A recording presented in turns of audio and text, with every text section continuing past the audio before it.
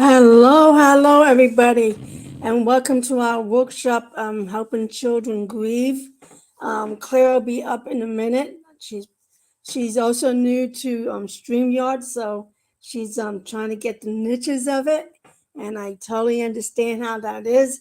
I remember when it was my first time and what I had to go through, but it is well worth it. We are live now on Facebook and YouTube, and as well as StreamYard, and we will have an awesome workshop today. Clara Hinton, who is a author and a speaker on grief. She's written several books. You would love to talk with her. She has a total understanding. She's lost two children and she's gone through a lot of grief in her own life. So she will be here in a moment. And then hopefully, if things go well, Nancy will be here um, a little bit later. She's having to go to a doctor's appointment this morning. I know Saturday. That's what I said, but she's having issues, medical issues. And she did record it, but she had a hard time sending it to me last night. So we may end up having to cut this short, but if she makes it back in time and gets on time, we will have an awesome discussion on how grief affects us as adults, how grief affects children, and how it mostly affects our health when we're going through grief. And you'd be surprised what it does do to you when you are going through a grief that is it's hard to explain. But if you never experienced it, like with me, even when I was going through anticipatory grief, and then after Timothy passed, there was my cancer, you know. And if you don't really take care of yourself, which is really hard to do as a caregiver when you're so focused on helping your client. In my case, it would have been my son, and making sure all his needs and everything is taken care of. But the funny thing is, we actually thought I had appendicitis. And let me tell you something. People at our age don't get appendicitis. Okay? We That's something that happens to younger people. And so when they said I had appendicitis, I'm like, wait a minute. I didn't throw up. I wasn't sweating or had a fever. I wasn't shaking or shivering. I wasn't in an, I was in pain, but not extreme pain that I couldn't still function. You know how some people, when they have appendicitis, they can't function at all. I could not function at all. Okay. So it was really weird that I had appendicitis. Only come to find out it really wasn't appendicitis, is that they discovered the cancer was in the appendix, which was attached to my ascending colon. So you can imagine what I had to go through. The reason why I decided to have this workshop and why it is so important for us to come together and discuss this. You will find loads and loads of information on the internet on When Children Grieve. And I tell you, I'm going to share with you a couple of them that really inspired me. There's one that really, the last one that I was reading on that really inspired me. Unfortunately, I was too tired last night to finish it on my PowerPoint, but I'm going to share the link with you because I, it is one of the best websites I've ever been to. And it really it wasn't just a website on When Children Grieve. It was on mostly this life coach was helping parents with children who have behavior issues. And it was more like how to be a better parent. But they just happened to have a blog, and they really had some excellent tools and suggestions to help parents who are having difficulty helping their children grieve.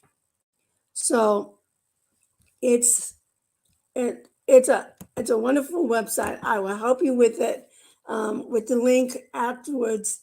It's not posted on my PowerPoint because I was too tired. My eyes were burning last night and I couldn't see it, but I will find a way to share that link with you, and you will find it to be inspiring to help the tools I'm going to share with you later on today will definitely help you, whether you're a teacher, doctor, parents, relatives, friends who are dealing with a child that's going through grief. They either lost their parent, or their favorite uncle, or their favorite aunt, or grandparent they so much loved, or even a pet, or whoever. And in some cases, it might even be a classmate or their best friend, maybe. And sometimes children, although as resilient as they still grieve. And sometimes they have a hard time knowing or understanding what to do with their grief or how to deal with it. And we, as parents who are dealing with grief as well, sometimes forget what we're supposed to be doing to to help our children to go through the grief process. It's really, I want to say though, it's really, really difficult for parents who've lost a child. Sometimes there are parents that are focused on the other children, but there are other times there will be parents who will not be focused on the other children because the grief is so, it clouds you, it fogs you, it puts you into your body into a shock, and you're numb, and you don't see anything else or think of anything else except the pain that you're enduring by listening to your heart of the pain you're enduring of losing a child. And it's very difficult in the first year or two. With me, I didn't feel the overwhelming grief to maybe the second or third year, and then it hit me like a boom, a big stone coming hitting you and running you over and smashing you, make like into a pancake. It's that heavy and that strong. So here it is, 7 minutes after, and I hope she's okay. I'm going to check in with her. I really want to be able to hear from you and for you to share with me what you, as a parent, have done to help your child deal with grief. Um, I know sometimes it's not the easiest thing. Um, okay, she hasn't said anything. So she's okay so far. So she knows she's coming on at 10:30, so maybe she's waiting till then. Um, we it's so easy to say than it is to do or feel when you lose someone you love dearly. When I was a child, I I lost my mother, and I felt like I was the only one grieving. I don't know because in a sense, I never felt or heard it from my other siblings, but everybody grieves differently. Men deal with grief differently than women. Boys may deal with grief differently than girls.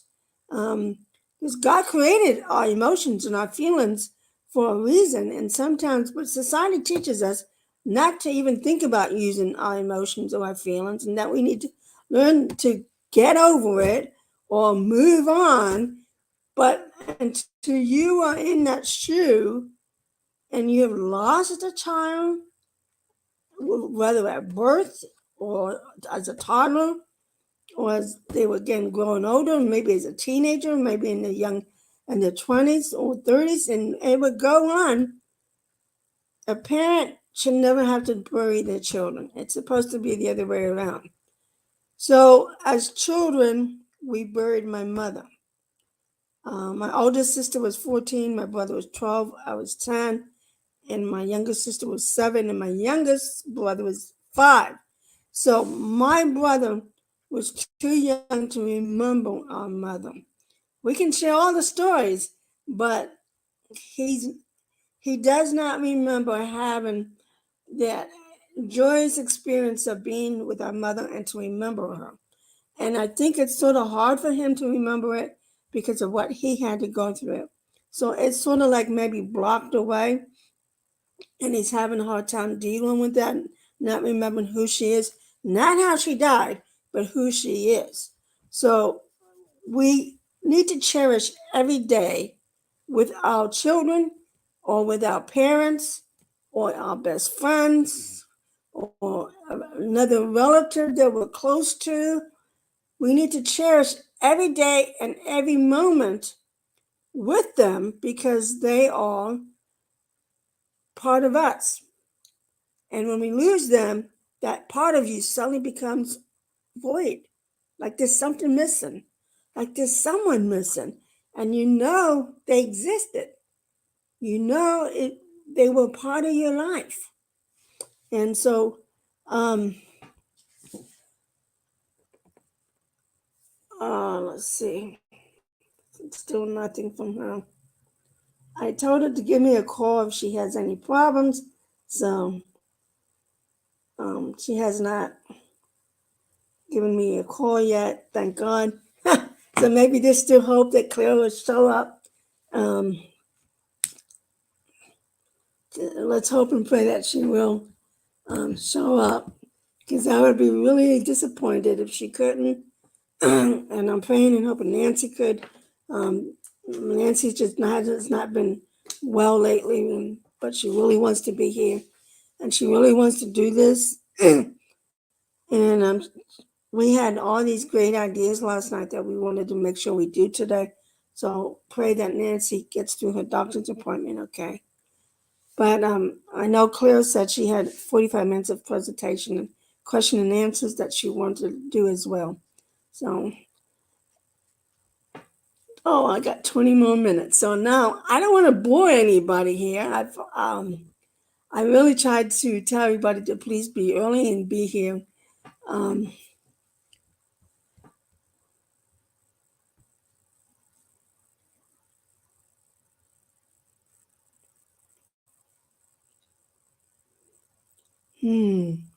So that might be why some of my Wi-Fi is not really working, and that's not a good thing.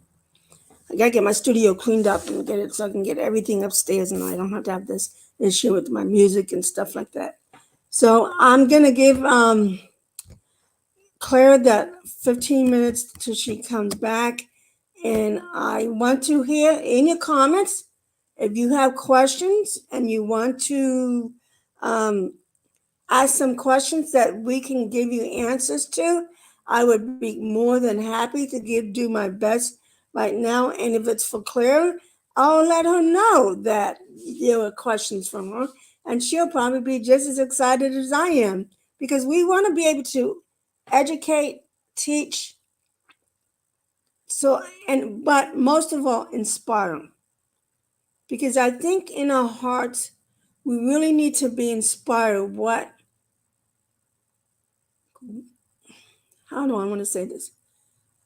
Inspire our hearts in a way that we can begin to start focusing on some kind of healing. If you're new to this, it's going to be difficult. But if it's been 3 years plus, you will never stop grieving for your loved one. Okay?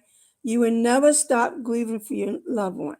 But you will find a new way to grieve for your loved one, but one that inspires people to how you took your pain or your anger or your grief, which is all within the grief, and turn it around to do something. So that's what I did. Last night we had Michelle here. She wrote a book and she's talking on loss of spouse.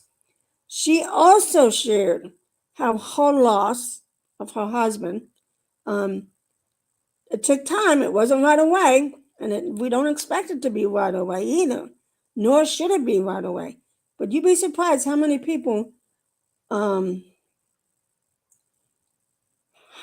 she took that and it inspired her so that she could become an inspiration by being there as a comforter, as by being there as a support, as by being there as an educator, because society has us believe in one way, which I hate to say is not correct, and we really want to make sure that we are helping those, comforting those, but also planting seeds of inspiration. Because some people, I've heard some people, I just don't know what to do. And it's in a sense like they're almost stuck in their grief. And it's not, it's okay to be grieving, but don't be so stuck in it that you no longer, depression takes over, which is the main problem. It may not be so much as the grief, but the depression, that you lose your way of understanding and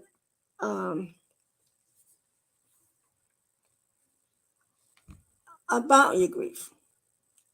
That you can somehow push that cloud away, that fogginess away. And to some people, it does take time.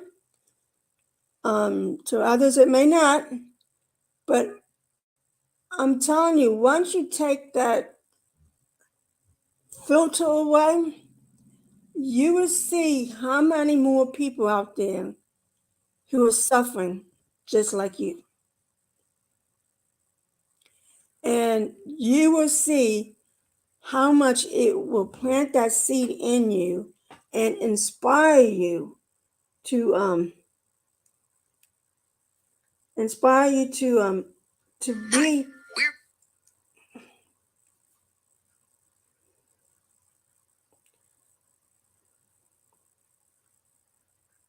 um to be that educator, to help others, because that's what is really important.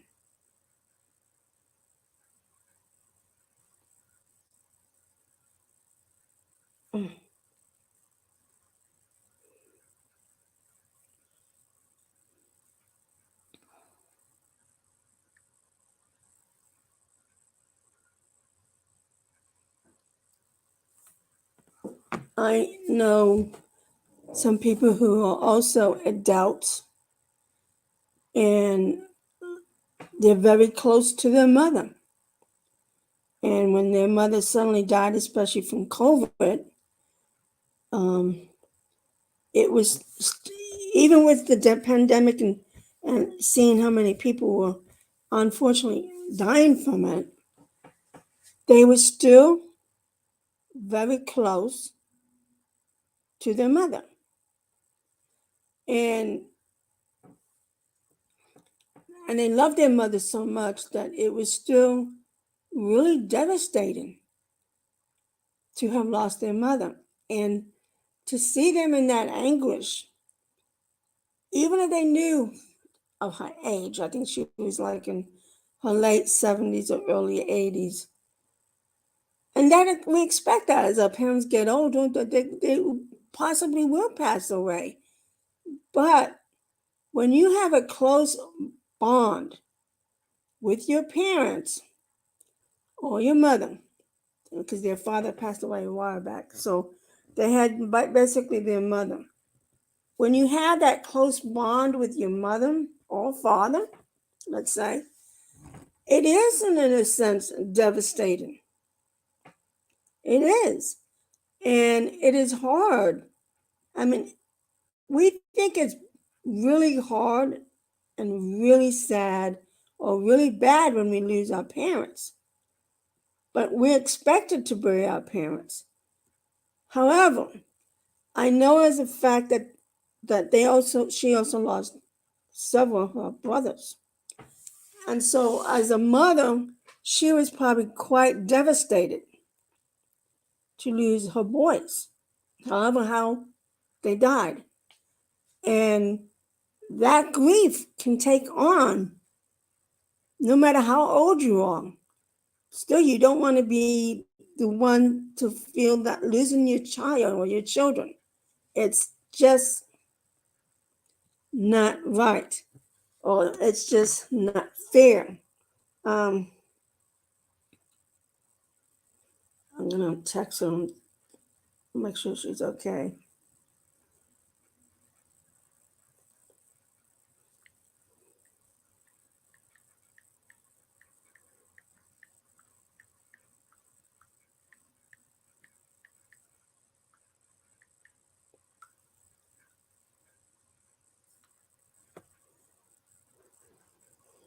Hmm. So, but we as the adult children, see now, if my mother had passed away after we became adults, and she was able to welcome her grandchildren and enjoyed her new Christian life and all that stuff, it would have been a different story. But that didn't happen. She was young. She was 34 years old. But then you have those who have parents who are much older and they still have that bond with their mother. And to lose them is a very difficult thing.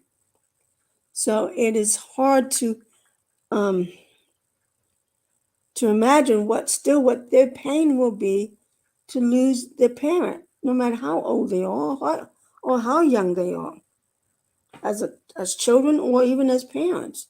You still have that relationship with your child, with your parent, and that relationship with the parent with the child as everybody grows older. And it's really, I want to say, it's not a complicated thing. And it shouldn't be complicated. But I think there's some relationships and that loss, it can become complicated. And sometimes we just don't understand our grief or why we have to experience that. But we need to also remember,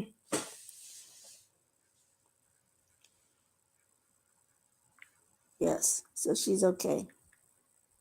So we just want to remember that no matter what old you are, or how old you are, or how young you are, that relationship with that loved one that passes away, sometimes it's very difficult.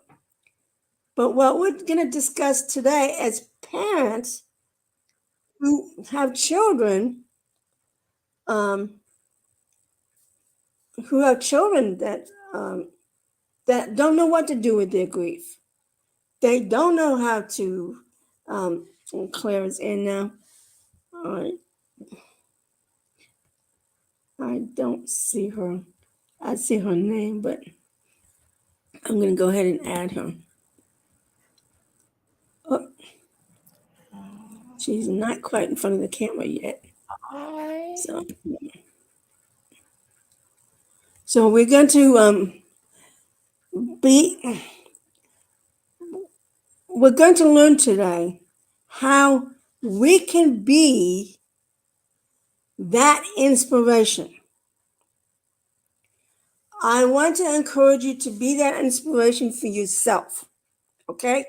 I want you to be that inspiration for maybe you're a teacher, maybe you're a doctor, maybe you're an aunt or an uncle or a cousin or a friend or a classmate. No matter where you are in that scale, I want you to be inspired to want to be there to comfort. Now, when we do the Global Grief Conference at the end of April, I'm doing a class of teaching people how to become an effective comforter. And in that class, I will teach you how to be that effective comforter, how to be present, how to, um, okay, good. She can hear and see me, but I don't see her on the camera.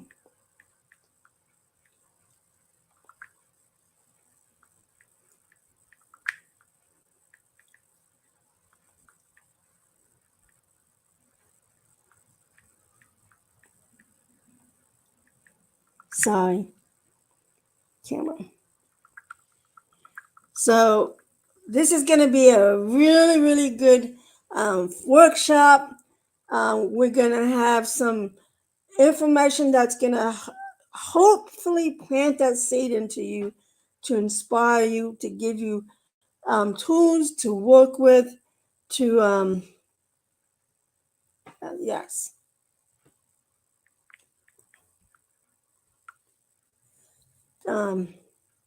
It's going to give you tools to work with, to help others with these tools.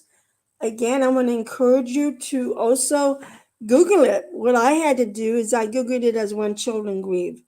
And I didn't bring it down here, but I also wanted to share a book with you by John James and Rick Russell, Russell Friedman. Um, they wrote a book on When Children Grieve, and it's a fabulous book. You can get it at Amazon. If you just Google it, When Children Grieve, you will see the book at different places. It's selling it at different prices. It's an excellent book to open and to read. It really will give you the what you need to help to inspire you with that, to help you with your own grief as well as help your children with grief. It's called When Children Grieve. It's by John James and Russell Friedman. Um, I highly suggest that you buy the book and read it. It's gonna really give you that inspiration, and it's gonna give you some hope. So again, here we're like 4 minutes away, but I want to introduce you to Clara Hinton. Some of you might know her as from the Silent Grief. She's written several books. She's also a speaker. She's her book. I read several of her books, and her book will tell you stories and what she had to experience in order for her to get through the grief that she did. But it would also share what she had to. How's another word I want to? I don't want to use the word deal with, although that's probably appropriate. But I want to use a much stronger word. But how she realized that her children needed her. Um, this is like when after she lost her first son, but and when she lost her second son, and he's like was in his 40s, it still was devastating to her because still she's a mother who does not want to bury her child, and it's still going to be. It's like igniting that fire all over again. But the good news about it was that she already had written books. She already has her podcast with another son. She's already um, a, a grief specialist and speaker and author. So, in a sense, she already had learned all those tools of how to deal with the loss of a child. And all her other children are now grown up. But still, they lost a sibling. So, how was she able to help her other children deal with the loss of their brother? Hopefully, she would share that because sometimes, even as adults, we have a hard time dealing with our sibling that we lost, especially if we were very close to that sibling. I believe he was married and has a wife and with children, but she still had that grief. But she used those tools to help her stay out of that depression. Now, don't get me wrong. I'm sure she might have experienced some of it, and she'll tell us because no matter how you lose your child, or no matter how old they are, you still have to deal with that grief. But at the same time, you don't want to neglect your other children. So I'm going to bring Clara in. Clara, Hello? Can you hear hello. I me? don't see you in front of the camera. I am here. Uh, Um Settings. Let's see here. Camera. I hear you. I hear Can you you. I hear can you. hear? Okay, can you can hear I can me? hear you, but I just can't Okay. see you. Yeah. I wonder, let's see, camera. Should I click on mirror my camera? No, when before you came in, did you Uh-huh. check to see that your camera and your sound was working okay? Yes, I did. And it's clicked that I have camera and audio. So I'm not sure what's Okay. going on here. Um, let's see. This is my first time using this. And don't feel bad. There are many of us who also Oh gosh. who also Okay. has gone through this, so you won't be the first one that Okay, might thank have you, experienced Dee. something. But Okay, let me see. You are hearing me, right? You are hearing me. yes, I'm here. I'm hearing Okay, you just fine. okay. Now I'm I'm gonna trying to go see if back to there's something else. settings. It has my, okay, let me see. Heads up, the green screen feature uses a bit more computer. Let's give it a try. Um, I have a I don't green see screen. anything on my end to have to I fix don't that. know what other setting to use. It says Okay. everything is. Well, I tell you what. Can I At just least talk? we can hear. Okay, At good. least we can hear you. Okay, So good. you know, Okay. at least we can hear you. And do you have anything that you needed to upload, or you're just gonna go with No, it? I'm just speaking. Let me see here. People can search for you, blah, blah, blah, blah, blah. Yes. Sync, Outlook, and Skype. Okay, no, that's not what I want.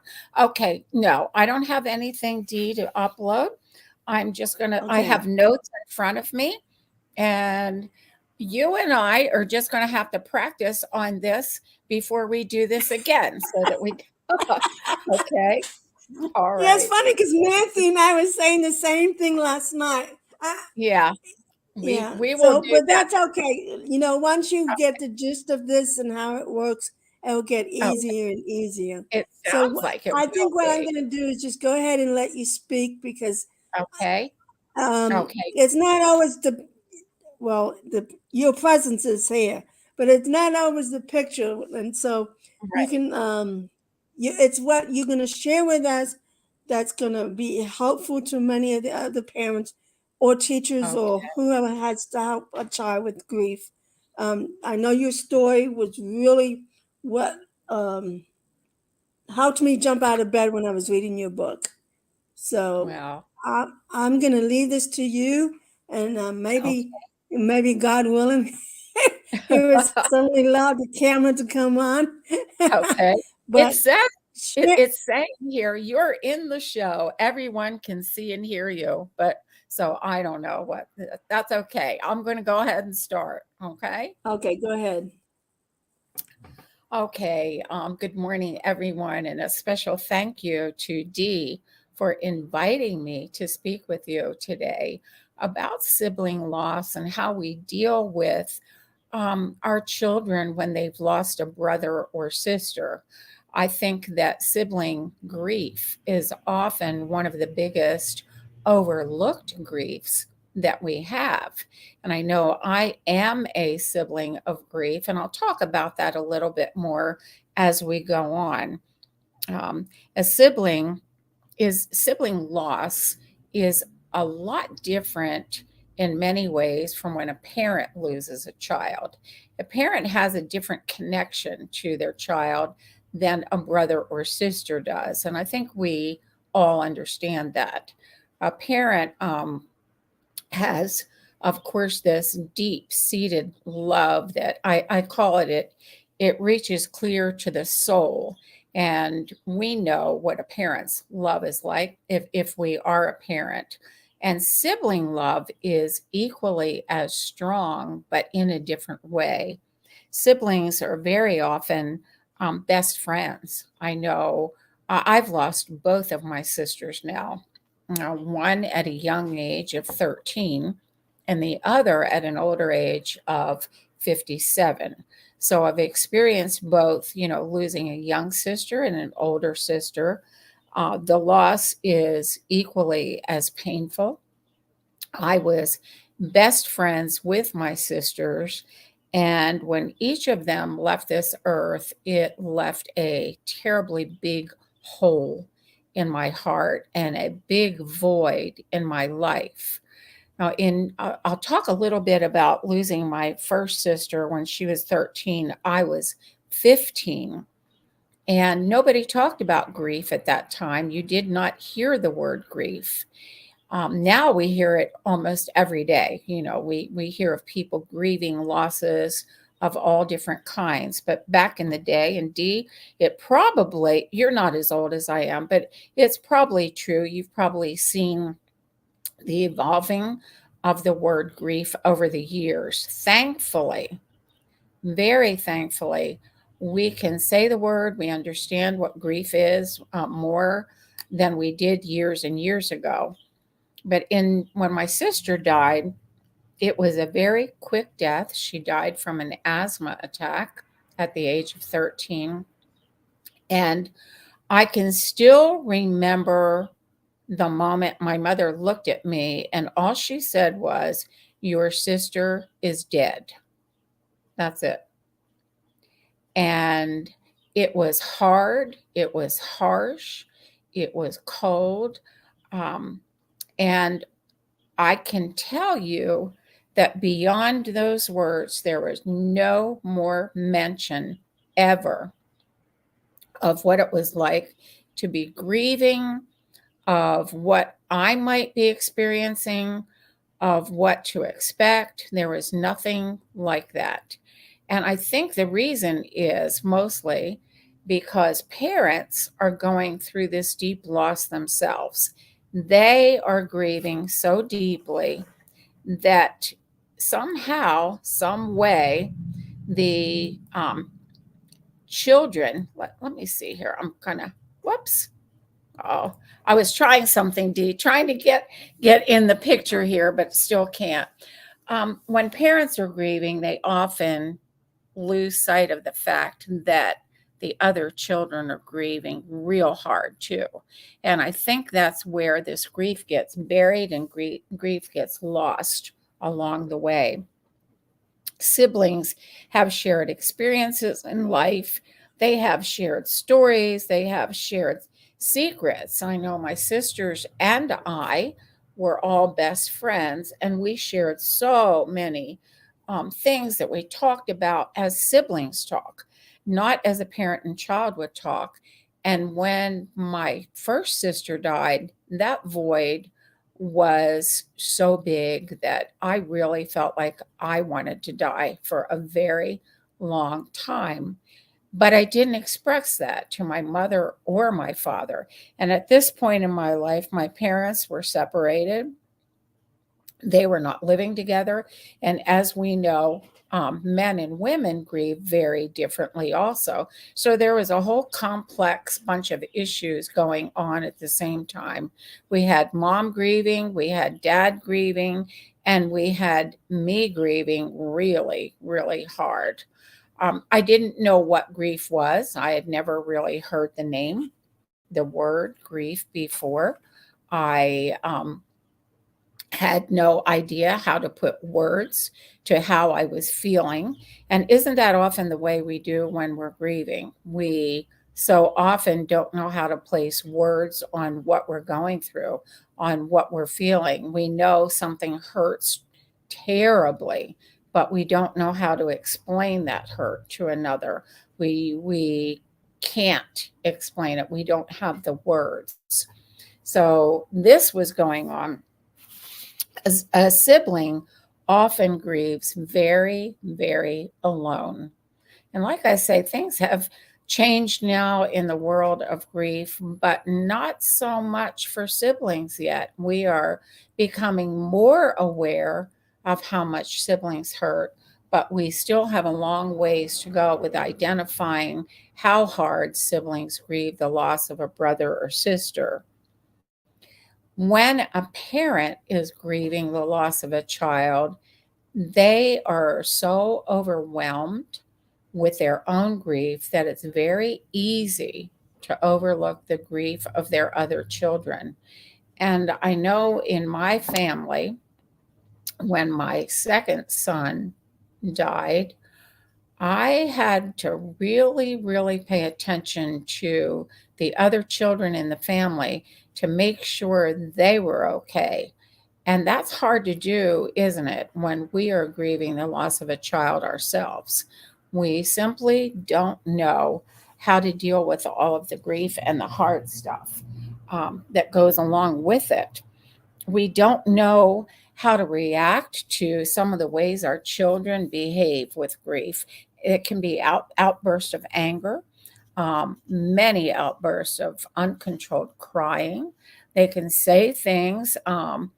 They often will say, I hate, whoever it was that died, because that's the only way they know how to express what they're feeling. Or they will say, I wish I was dead too. Or they'll look at a parent and say, I bet you wish I was dead too. There is often a lot of guilt on the part of siblings that they are alive and their brother or sister is not. And that's one of the things that I experienced when my sister died. I didn't understand how she could die, and I didn't. And that was a very misconstrued time in my life. Very, very hard to deal with those emotions. I didn't know how to identify my own grief. And I think siblings have trouble in that area. I know I've talked with, at this point in my life, thousands of siblings who have lost a brother or sister, and they will say, I just felt lost. I felt like I was thrown into this big, dark, deep ocean, and I was struggling, trying to swim against the waves, and I kept getting beat down. Every time I thought I'd come up for some air, I got knocked back down again. And there's no other way to explain it. But grief is like that, isn't it? When we are consumed with grief, we often, well, I won't say often, we really can't see clearly for a long time. We go through this emotional roller coaster that is devastating. And children do this at a very young age also. Um, they often will feel like they are going to die also. And that's another thing that parents need to be aware of, that there's a fear that overcomes children when a death of a sibling has occurred. They're afraid so much that either their parent is now going to die, or one of their grandparents are going to die, or that they are going to die. And this whole explanation of death is something that remains such a big fear in their lives, that we as parents need to be careful how we talk about death. I know in younger children, if we don't understand the grief process well, we can think we are cushioning the death by saying, well, your sister went to sleep, and she went to sleep for a very, very long time. Or your brother went to heaven, but we don't explain how. We don't explain what death is. And death, really, when you think about it, is a very natural process, just as natural as birth. But when we are going through grieving the loss of someone we love, that's not easy to talk about, nor is it easy to explain. So there are very, very big things going on in the minds of children. And by the way, children, I'm calling children clumped all together at a young age, teenage age, and young adult age. Excuse me. I'm going to take a sip of my water right now. Thank you. But children will grieve differently at different ages also. A very young child will grieve much differently than an adult child. In a young child, that's where you may see all kinds of strange behavior.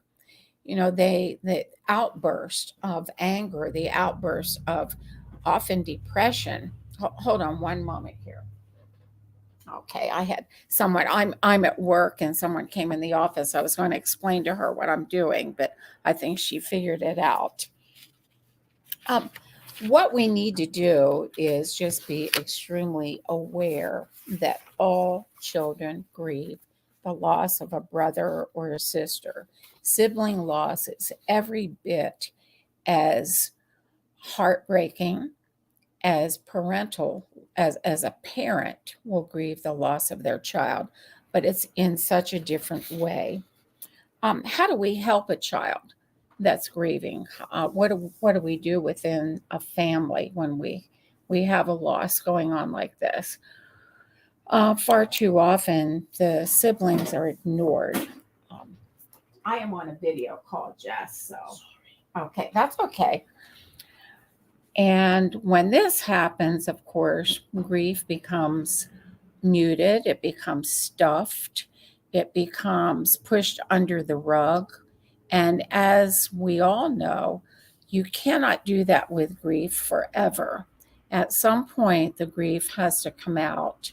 And far, far too often, I see siblings of loss experiencing extreme depression, um, really, really bad depression. I know I went through that when each of my sisters died. It was terrible time of being depressed and trying to just get hold of my emotions. Um, Talk therapy is needed. If there is not talking within the home, we need to really get our child some therapy. Either way, therapy will help, I believe, to talk with a child, to let a child explain what their emotions are and how to deal with them at that time. We need to learn so much how to talk openly about loss. Loss is scary. It's very frightening. It's very hurtful. And yet, as I mentioned, it's also very much a part of life. Every one of us who lives, we know that at some point we will die. So the natural cycle of life is just that. But we avoid that topic so much because it is so painful and it is very much it's scary, especially for a child. It's important to let the sibling know that we love the child that is left behind, that is living, just as much as we love that child before the loss. And we need to take time to explain that we as a parent are going through turmoil and trauma and heartbreak, and that we're not going to be acting as our normal selves for a while, and ask them to understand that, ask them to work with us. And I think when we do that, we form a relationship, a bond with a child that is extraordinary. I know I have been working with my children, even though they are adults. The loss of their brother Mike was extremely hard. Mike was the second born in our family. The first was a girl, a daughter. And Mike was kind of the leader. He stepped up to the plate. He was the leader of the kids, the leader, the one the kids looked up to, the one the siblings went to when they were having problems. And he loved having that position in the home. He absolutely loved being the big brother, the protector, the keeper, the one who resolved the problems of the siblings. And suddenly, Mike died of a massive heart attack at the young adult age of 42. He actually died very unexpectedly. He was at home with his three young children when he died, and they witnessed that. And needless to say, that was a trauma. That is a trauma that almost 8 years later, they are still working through. Grief, we know, has no timetable. We can't tell a child, really, in truth, that in a few weeks you're going to feel better, because that's not true for most of us. It takes time to work through all of the issues and the levels and the layers of grief. Grief isn't something we do in one quick swipe, take an eraser and just wipe it out. It doesn't happen that way. We need to give a child, a sibling of loss, reassurance that life will get better. You just use the words that, right now our family is going through a really hard time. We may cry a lot. We may feel different about holidays. We may not be, it may not feel like we're as happy as we once were, but that's okay because that's just us working through all of the emotions we have to work through losing your brother or sister. And when we talk like that to our children at any age, it helps buffer the pain and it helps draw that child closer to you as a parent. And honestly, um, talking like that to my children actually helped me in my grief, helped me understand my grief even better than I had before. It helps if we learn how to include the deceased child in family life still. An example that I'll use is my son Mike died in May. We had a lot of firsts coming up, and one of the biggest, of course, was the first Thanksgiving without him and the first Christmas without him. And to be honest with you, my grief was very raw, very, very raw yet at Christmas time. And I struggled with knowing how to include Mike in our family without making Christmas seem overly sad. That had always been the highlight of our lives. That was the one holiday we celebrated as a family, all together, always. And Mike was kind of the life of the party, if you want to say that. He was the one that just kind of led every activity that we did. So now we were facing this particular Christmas without him.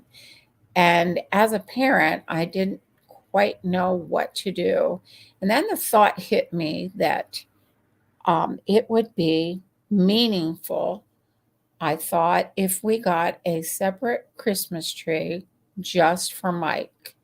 And on that tree, if we each got either purchased or made an ornament that signified some part of his life, something that he loved to do, something that we did with him that brought joy to us.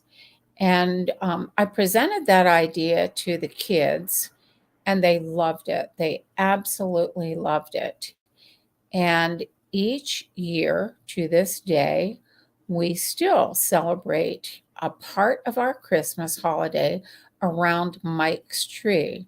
I have that special tree set up just for him. And each year we've added ornaments on that tree.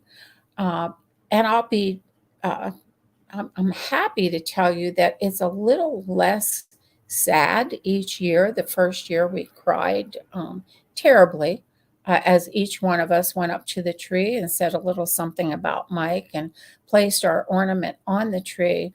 But I can't explain to you what it did for our grief and what it did for the siblings to grieve that way. They have been locked together forever. Grief can be a binding force rather than a something that separates a family. Grief can draw us closer together when we grieve in a proper way, when we share our grief with each other. Uh, since that time, the brothers, Mike's brothers, have decided that life is way too short to waste. And they started the very next year taking 4 days by going off on a camping trip together, just the brothers. And that's when they share their grief among themselves as siblings. They tell Mike stories. They sit by campfires and talk and share their childhood together. They share those moments with Mike that they had. They laugh, they cry, they laugh even more. And it is just something that has been this thing that has glued them together forever. They made a vow that they will do this as brothers for as long as they are on this earth. And I love that. They have harnessed their grief into something that is positive for them. Now, are they still in pain? Absolutely. Of course, we still miss Mike. We always will. Um, that that part will never change, but the grief over time changes a bit, and we know that. The raw grief somehow softens, and I think that's something we need to tell children who have lost a brother or sister. We need to again reassure them that life will not always feel this empty, this cold, this sad. We need to let them know that as we move forward and work through our grief, that we will be able to gain joy again in our lives. And the last topic on this that I want to touch on a little bit before opening this up to any questions is the um, the part that siblings often feel is guilt, and the guilt can be overwhelming for siblings. I'm working with children of loss over the years. There is a high ratio of siblings who either suffer a very, very deep depression that lasts for a long time, that leads sometimes into them taking their own life. Now, I know this is a touchy subject, it's hard, but I think it's something that we need to speak about just a bit. Guilt can crush us, guilt can consume us, guilt can hit anyone at any age, including children. When a child does not understand grief, their young minds, especially, their younger children or young adults, may misinterpret the way parents are grieving into something that says, my parents no longer love me, or I should have done something to save my brother or my sister. If the brother or sister was in an accident, and let's just say, oh, I don't know, in a swimming accident, and they were at the pool or at the lake when that happened, they can feel an overwhelming grief for not saving their brother or sister. There are a multitude of different examples I can give of this, where guilt can override a child's mind to the point of they feel they no longer want to live. And that's where parents need to be extra mindful of the way guilt can work on a child's mind. Grief and guilt can be paired together so often. And actually, grief, guilt, and depression are often found together, even among parents. And you might be thinking, as I'm speaking here, okay, well, as a parent is grieving the loss of their child, how do they step up to the plate and help the children or the child who is grieving the loss of their sibling? It's not easy. And I think we need to remember we can call in help. That's where aunts and uncles and grandparents and cousins can help a family through this type of crisis. If you are fortunate to have those loved ones in your life, call on them, ask them for help, ask them to spend alone time with a child who is grieving. That's so very important to make them feel special yet and not feel so lost and alone. Any kind of one-on-one attention during this time of grieving is so appreciated by the child of loss. And we need to just remember that it doesn't have to be a big trip or anything like that. Just maybe a drive up to Dairy Queen to get an ice cream cone can bring a little bit of normalcy back into a life and of a child. And summing up here, I want to say that Children grieve just as much as parents grieve. Grief is not a solicitor of parents only or of one age only. Young children can grieve, older children can grieve. They do grieve the loss of their brother or sister. Sibling loss is real, the pain is real. There is no time frame for working through this. We need to remember that too, as friends and family members. We must be careful not to diminish the pain of sibling loss. We need to instead recognize that it is real and help that child through this horrendous time in their lives. We need to be constantly reassuring one another that life will not always be this empty, that there is joy and hope beyond this. Dee, I think we're going to leave it at that for now, um, and open it up to any questions that we may have. Well, I know I have a lot of questions. I Okay, don't you know go about for anybody it. else, but I know I do. Why did I know you're going to have some questions? Why? Why did I know that? Well, Okay. every time I have the chance to listen to you, even like your little clips you have on a daily basis, Yes. and or read Yes. your book and stuff like that, I've always had a lot of questions that because you are so wise of knowing and understanding all this, and that's probably why a lot of people go to you, or attend your seminars or read your books because. Right. Well, I So think there were some experience. things that you brought up at the beginning before I Okay. forget about your sister. Okay. So of course in those days, and I'm not trying to make you sound like an old lady either. You can go for it. I am old. I'm feeling And it, Dee. when you said your sister died of asthma attack, I said, well, they must not have had that medication like they do nowadays. So I'm sure there were a lot of children Actually, who they did. I want to explain a little bit of what happened there because there was a grieving process that went on prior to her dying. Back in the day, we did not have hospice care. My sister developed asthma at the age of 6. Um, she did receive weekly shots. They had some medication, but due to her asthma being so severe, she would go into bronchitis and pneumonia often. And by the Mhm. time she was 12, she had developed an enlarged heart. The strain on her heart Oh, was just too much. So, you talk about being silent in their grief. I found out after her death what was going on, not before. My parents were told that she would not survive one more asthma attack.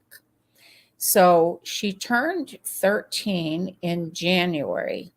And the day after her birthday, in January, she was taken to a place called the Betty Backrack Home by the Sea.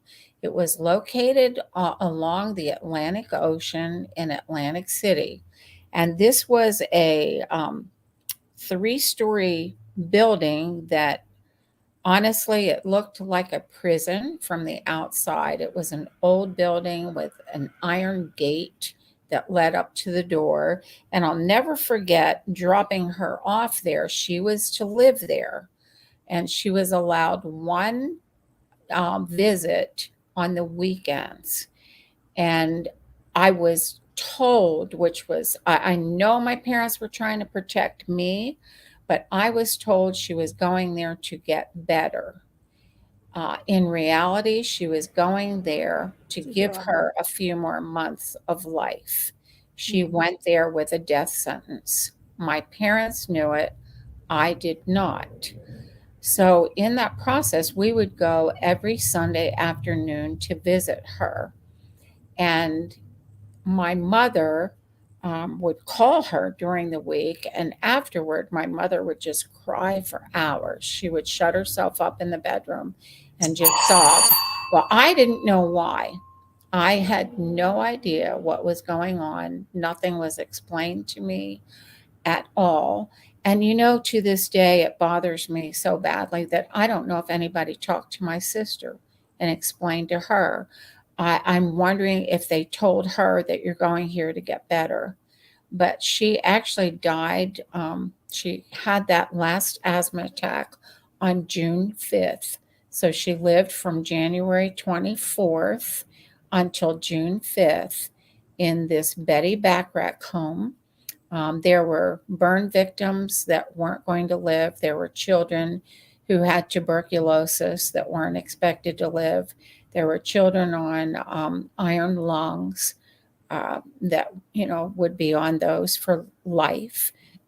There were polio victims. It was back in the day when we didn't have polio vaccine. So she was there among all those children, and she was taken to the hospital the night she died. We didn't have cell phones. My parents were not able to be, they couldn't get a hold of them until after she died. So she died alone in the hospital with nobody with her. And we had been out. When we came home, there were two state policemen standing on our porch. And that's when my mother looked at me and said, "Your sister is dead." And I never knew how she knew, but she knew at that point. She knew why two state policemen were there. They were delivering the news that she had died. They were waiting at our home. So there are, as Dee, as you can tell, there are multiple layers of grief in that story. Just Yes. multiple layers of grief for both my parents and for me. Now, my other sister, was only she was 5 years old, and she was so young she wasn't even sure what was going on. No. She was not not privy to what was going on, and in fact she doesn't remember much at all. She never did remember much at all about my sister Carmela, because she was sick and in the hospital a lot. And then when she went away, to that home, um, to live there, the hospice place. We today we would call it a hospice place, but Right. Right. it they weren't treated like that. It was just, oh, it was frightening. When we went to pick her up, I would cry all the way home. I didn't understand why we had to leave her there. It was just an awful sight. She would stand at that gated door and just wave, goodbye. And she was a little pipsqueak of a girl, very small for her age due to the asthma. She had stunted growth from that. But anyway, that led up to what I was going to say. The grief process for me and my parents began much before my sister died. Um, and sadly, I think it would have helped so much. I know it would have, if my parents had leveled with me and told me what was happening. I could have Mm. said things to my sister that I wanted to say to her. Instead, I wrote her a letter every day that she was there. And I would say things like, "I can't wait till you get home." So we had a pony, so we can ride the pony together. "I can't wait till you get home so we can go to school together. I can't wait till you get home so we can go to the beach," things like that. But that was the wrong stuff to be talking about. Instead, Mm-hmm. if I had known, I could have kind of, been that sister, that we shared things that only sisters share. We shared things that my parents never knew about.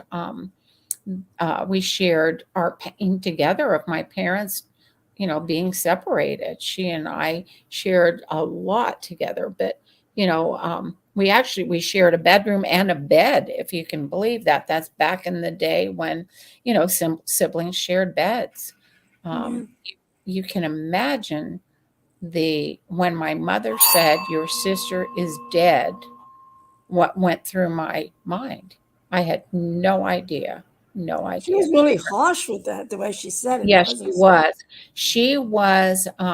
My mother suffered for all the rest of her life. She would not share her grief or show her grief. She never cried through my sister's funeral.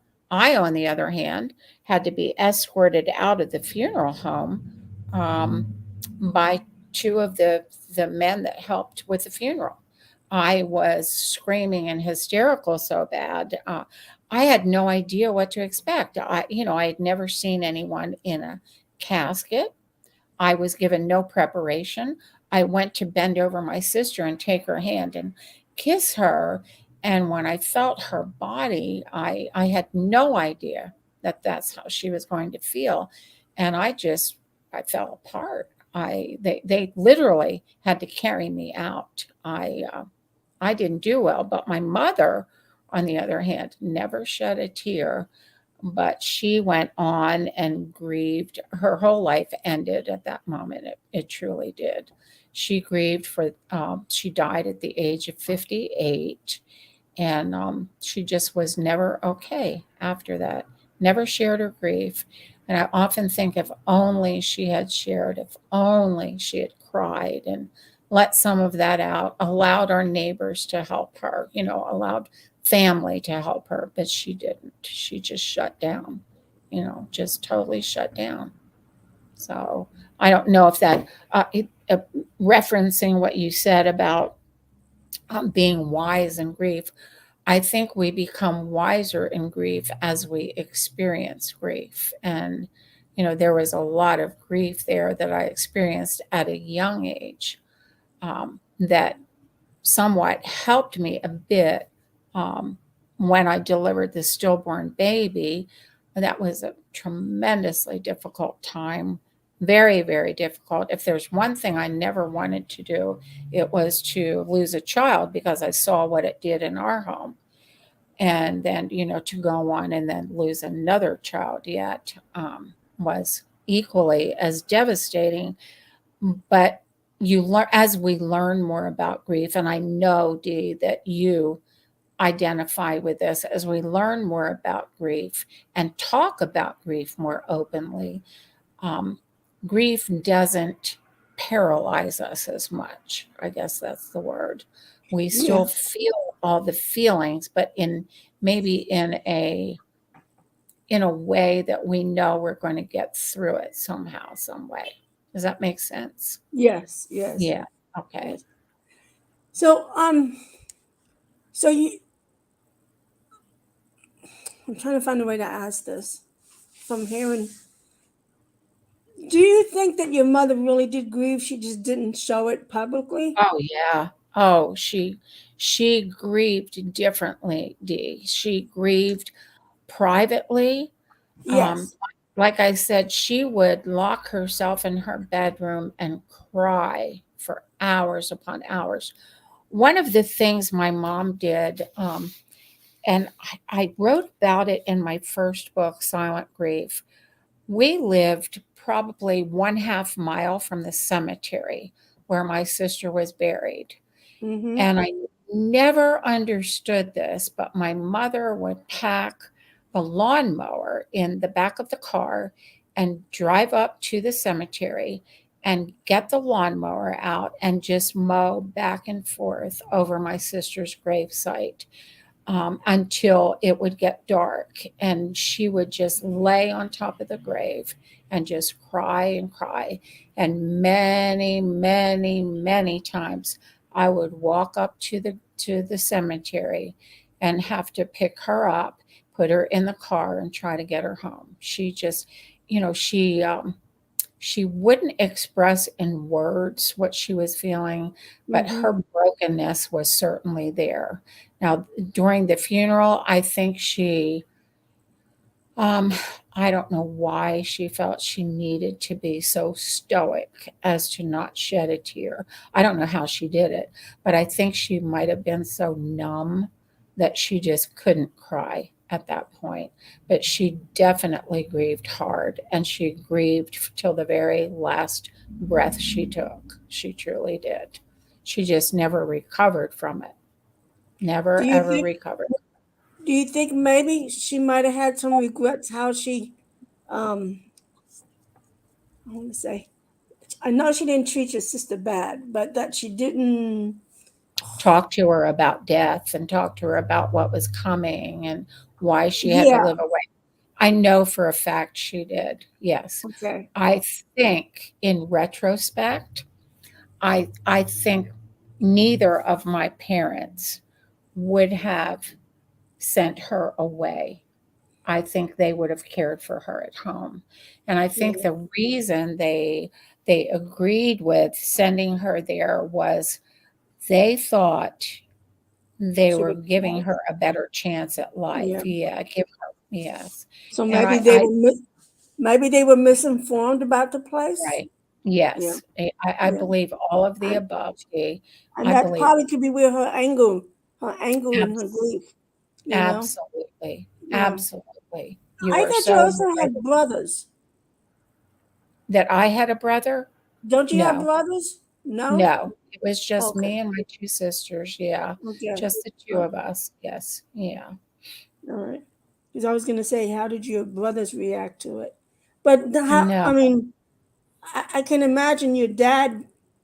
No, because I'm hearing Oh, your mom he shut down, also. um, his life. I could write a book just each on each of their lives, how they, I guess, how grief overtook them. He lived like a hermit all the days of the rest of his life. He Wow. actually sold his home. He moved way up in the mountains and he lived totally alone. He wanted nothing to do with me or my living sister. He just shut us out of his life completely, and he lived like a hermit until he died. He died alone. It was terrible. It was awful to see what when grief consumes people. I think we often um, don't take it as seriously as it is when we don't teach people how to grieve and don't and the work you do is amazing, by the way. um, you have dedicated so much of your life to helping people get through grief, and that is one of the biggest blessings you can give people, Dee. That's one of the Yeah, biggest blessings. because we look at like what your story is, and can you imagine how many times more people probably went through the same thing in a Oh, sense, yes, yes, because society right, teaches us to grieve one way, when in right, reality, when it comes down to it, we grieve in the way um, we should be grieving, but we don't know. right. Sometimes, when it sounds like what your parents went through, sounds like they were also stuck in that grief. They didn't They know were. how to get themselves out. They absolutely did not. And during that time, we didn't have like the open help that we have now. We truly didn't.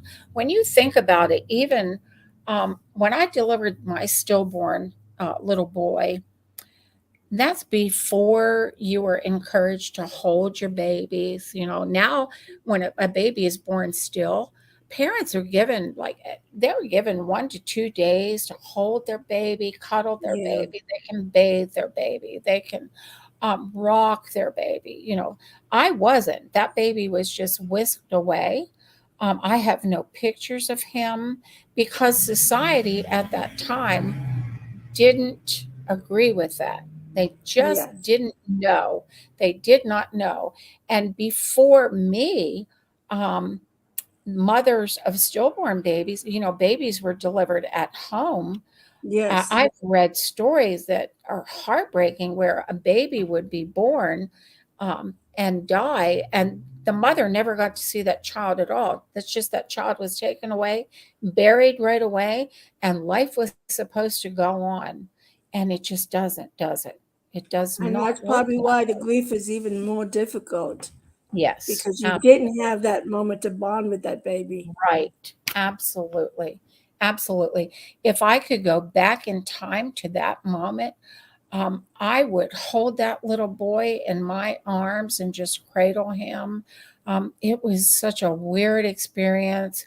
I was in the on the maternity ward with mothers who were delivering their live babies. And there I Yes. was right with them, hearing the babies' cries, watching the nurses bring the babies out to their moms to be fed, and there I was with nothing, and it was just awful. It was horrible.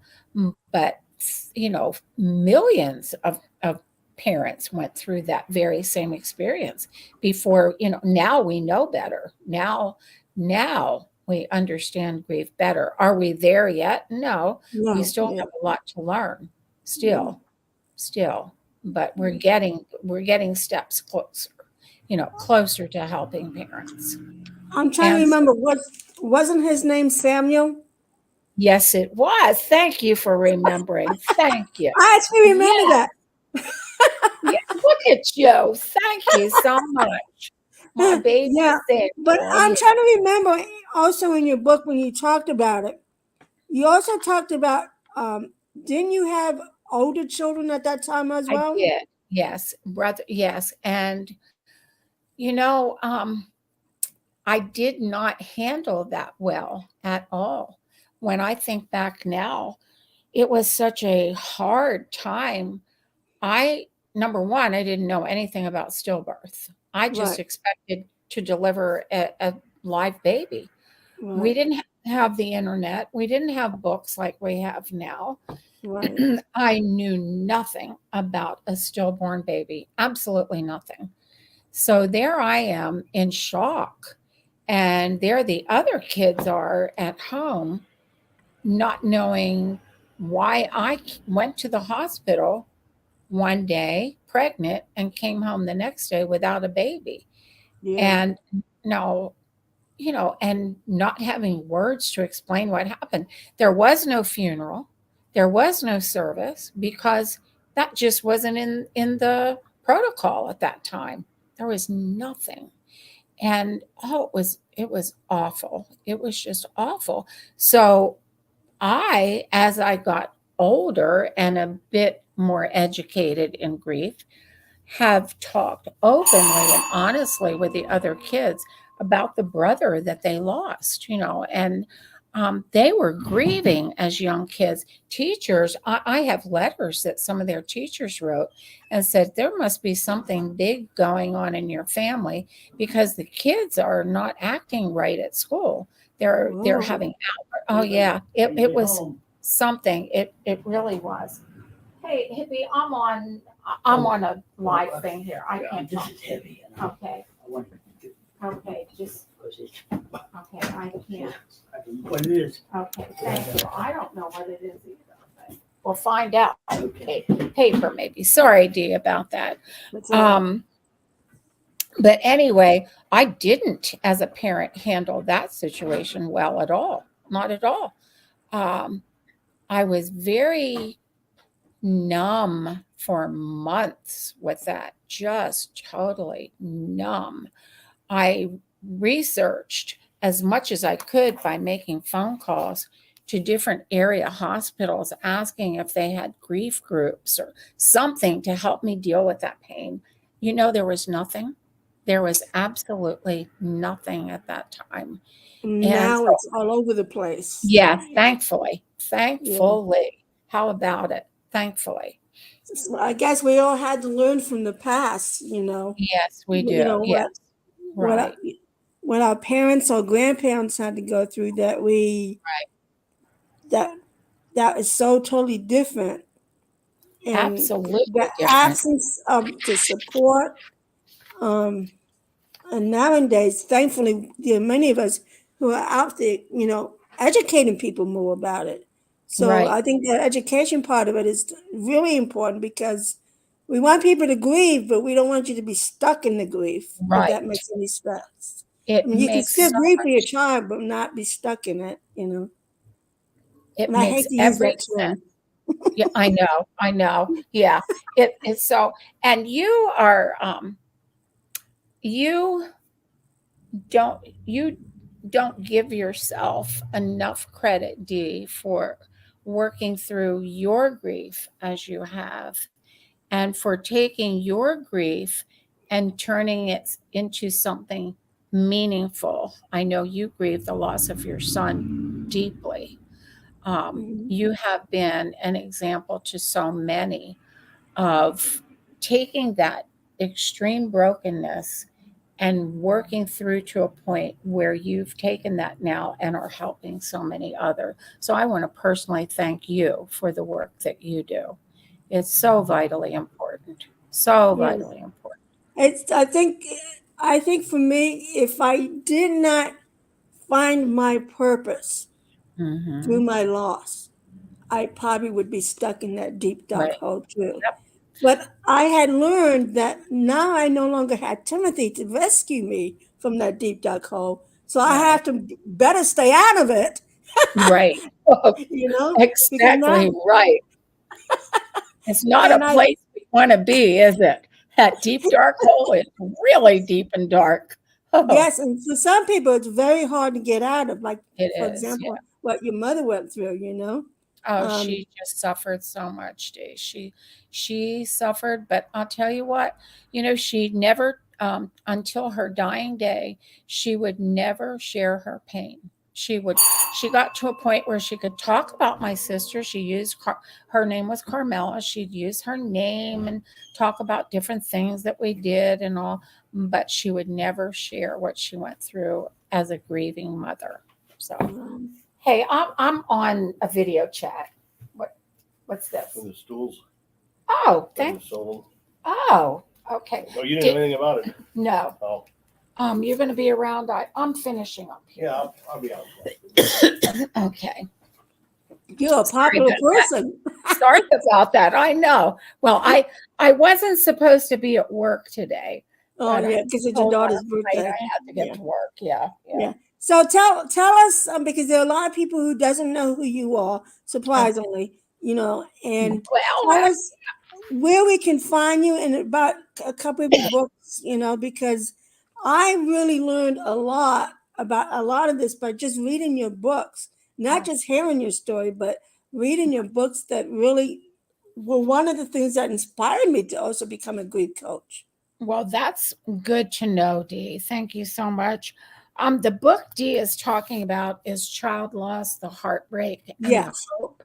yes. And that can be found on Amazon.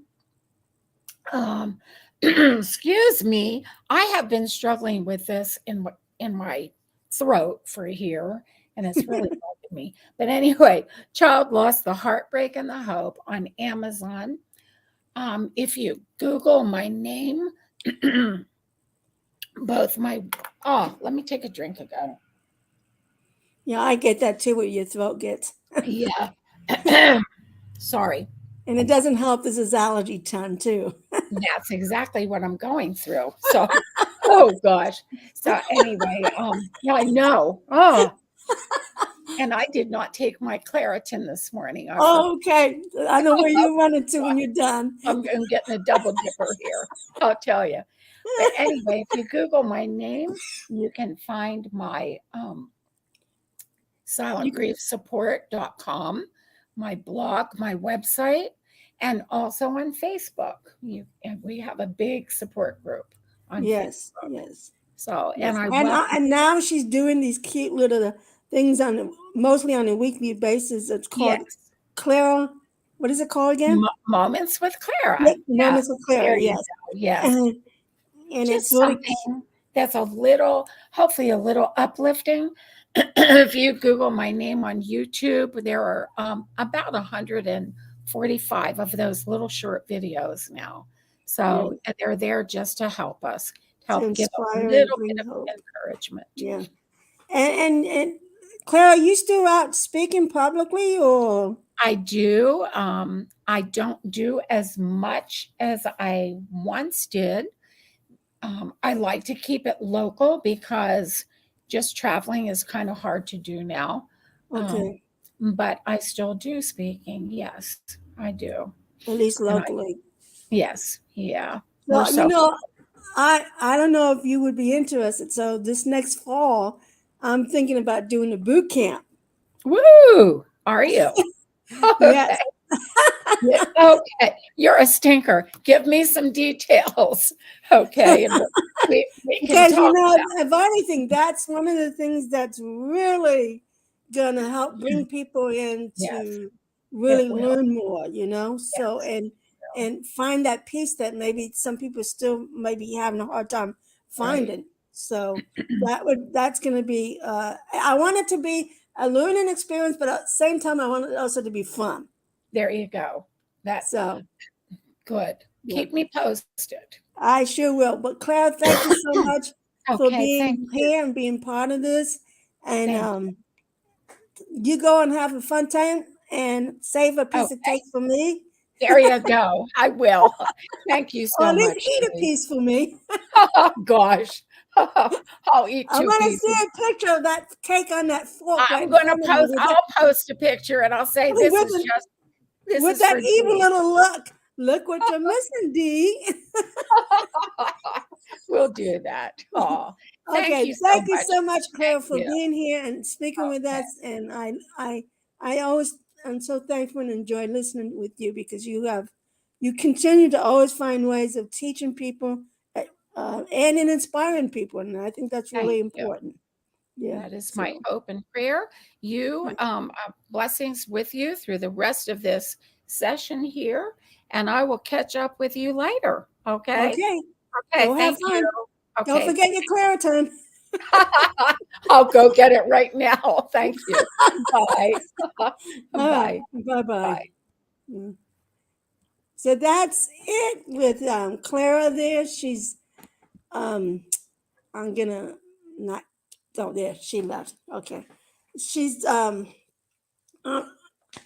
when you find people like that really motivates you and inspires you and and and teaches you, you know, she still just by sharing her story, whether it was from the loss of her sister to the loss of her sons, she still has a way of inspiring you at the same time, teaching you how the difference of what grief is like back in her days.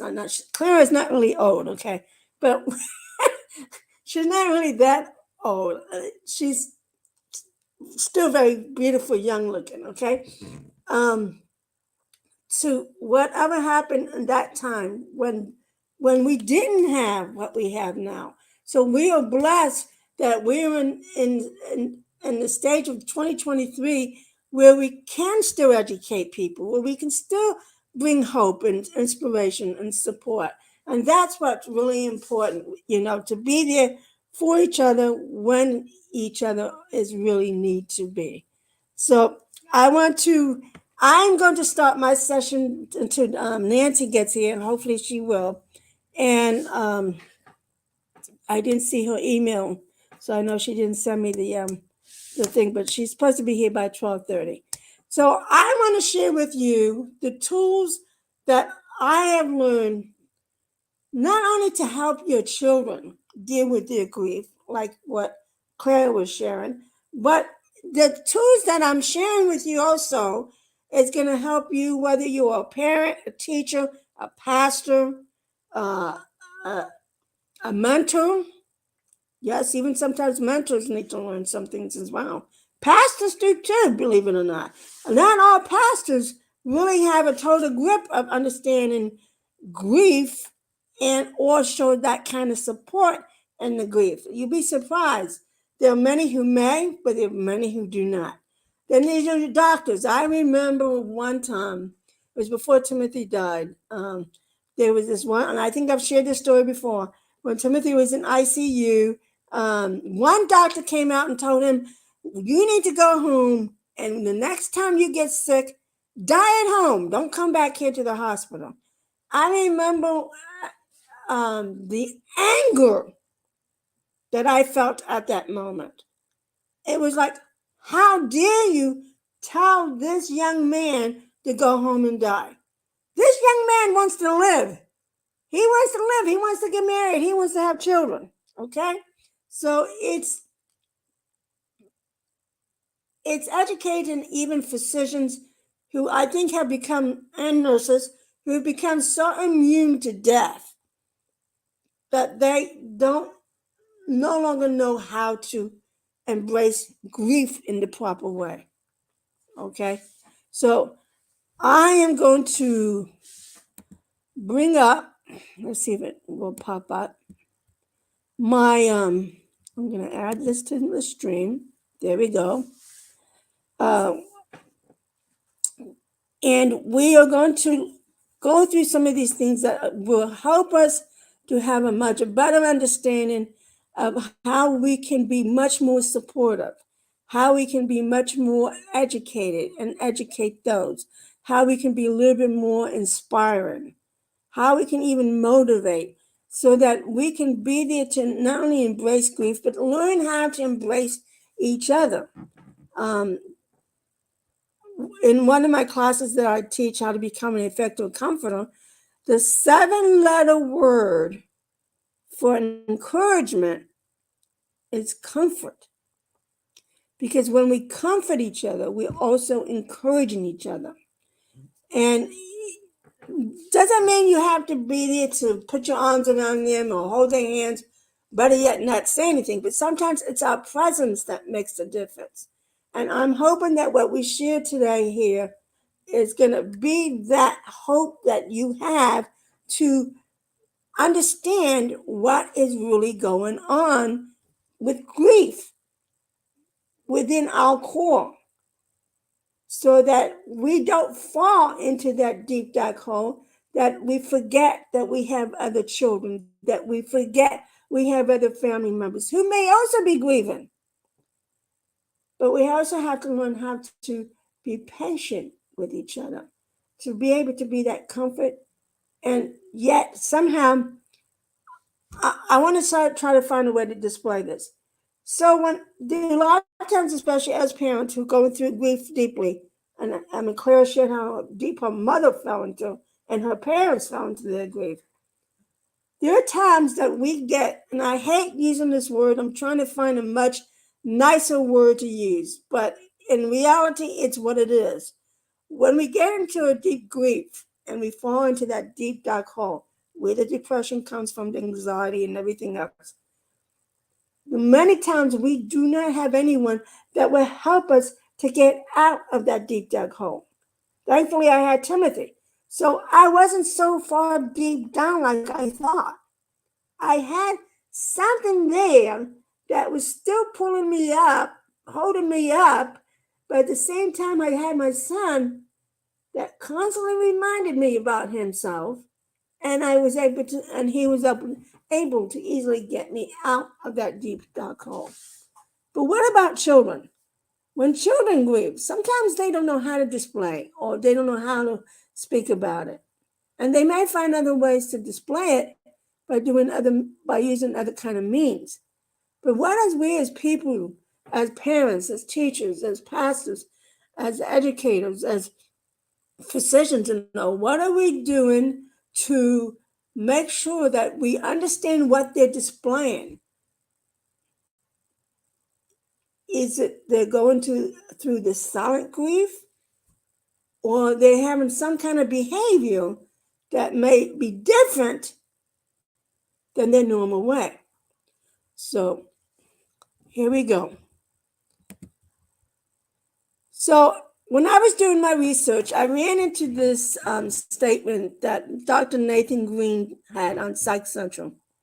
And he really, in a pinpoint, said some things that really made it easy for me to understand. And I hope in a way that it would make it easier for you to understand as well. And like adults, whether you are a parent, grandparent, or aunts or uncles or family friends, children do grieve. And they too suffer the losses, no matter what type of loss it may be. But most children may hide their grief out of fear, of shame, or even guilt. And too often, if they do express their feelings or their emotions, they are taught to keep it to themselves, or the adults who may try to replace the loss. Like, for example, if a child's puppy suddenly died, that I've seen that happen a lot. by telling your child you're going to get them another puppy, by replacing the puppy, is not going to get them out of that hole of that grief they're feeling for that one puppy. Because you have to remember the relationship that child has with that puppy that just died is not going to be the same kind of relationship it would have with a different puppy. Because the other puppy, remember, it's going to be a different personality. It's going to have different behaviors than what the first puppy had. So if your child is grieving, there's a good chance that you, as the adult, is as well. And that's the part of why it is difficult to attend to your children's grief. If you, as a parent, is grieving as well, sometimes it is difficult for us to see what our children are also going through. And if you and your child are experiencing a significant loss, they might not process it the way that you do. And it doesn't mean they are grieving. We just need to know how to recognize the warning signs to help them in the early stage and not wait until it's too late. So here, Dr. Green also, my mouse is playing mouse. In the Psych Central article that Dr. Nathan Green suggested that your child's age largely determines how they experience and process grief. The language and concept most appropriate to discuss loss and hardship with a child also tend to vary based on the child's age. And although shielding information is sometimes necessary, this may lead to more stress for your child if they already suspect something is wrong.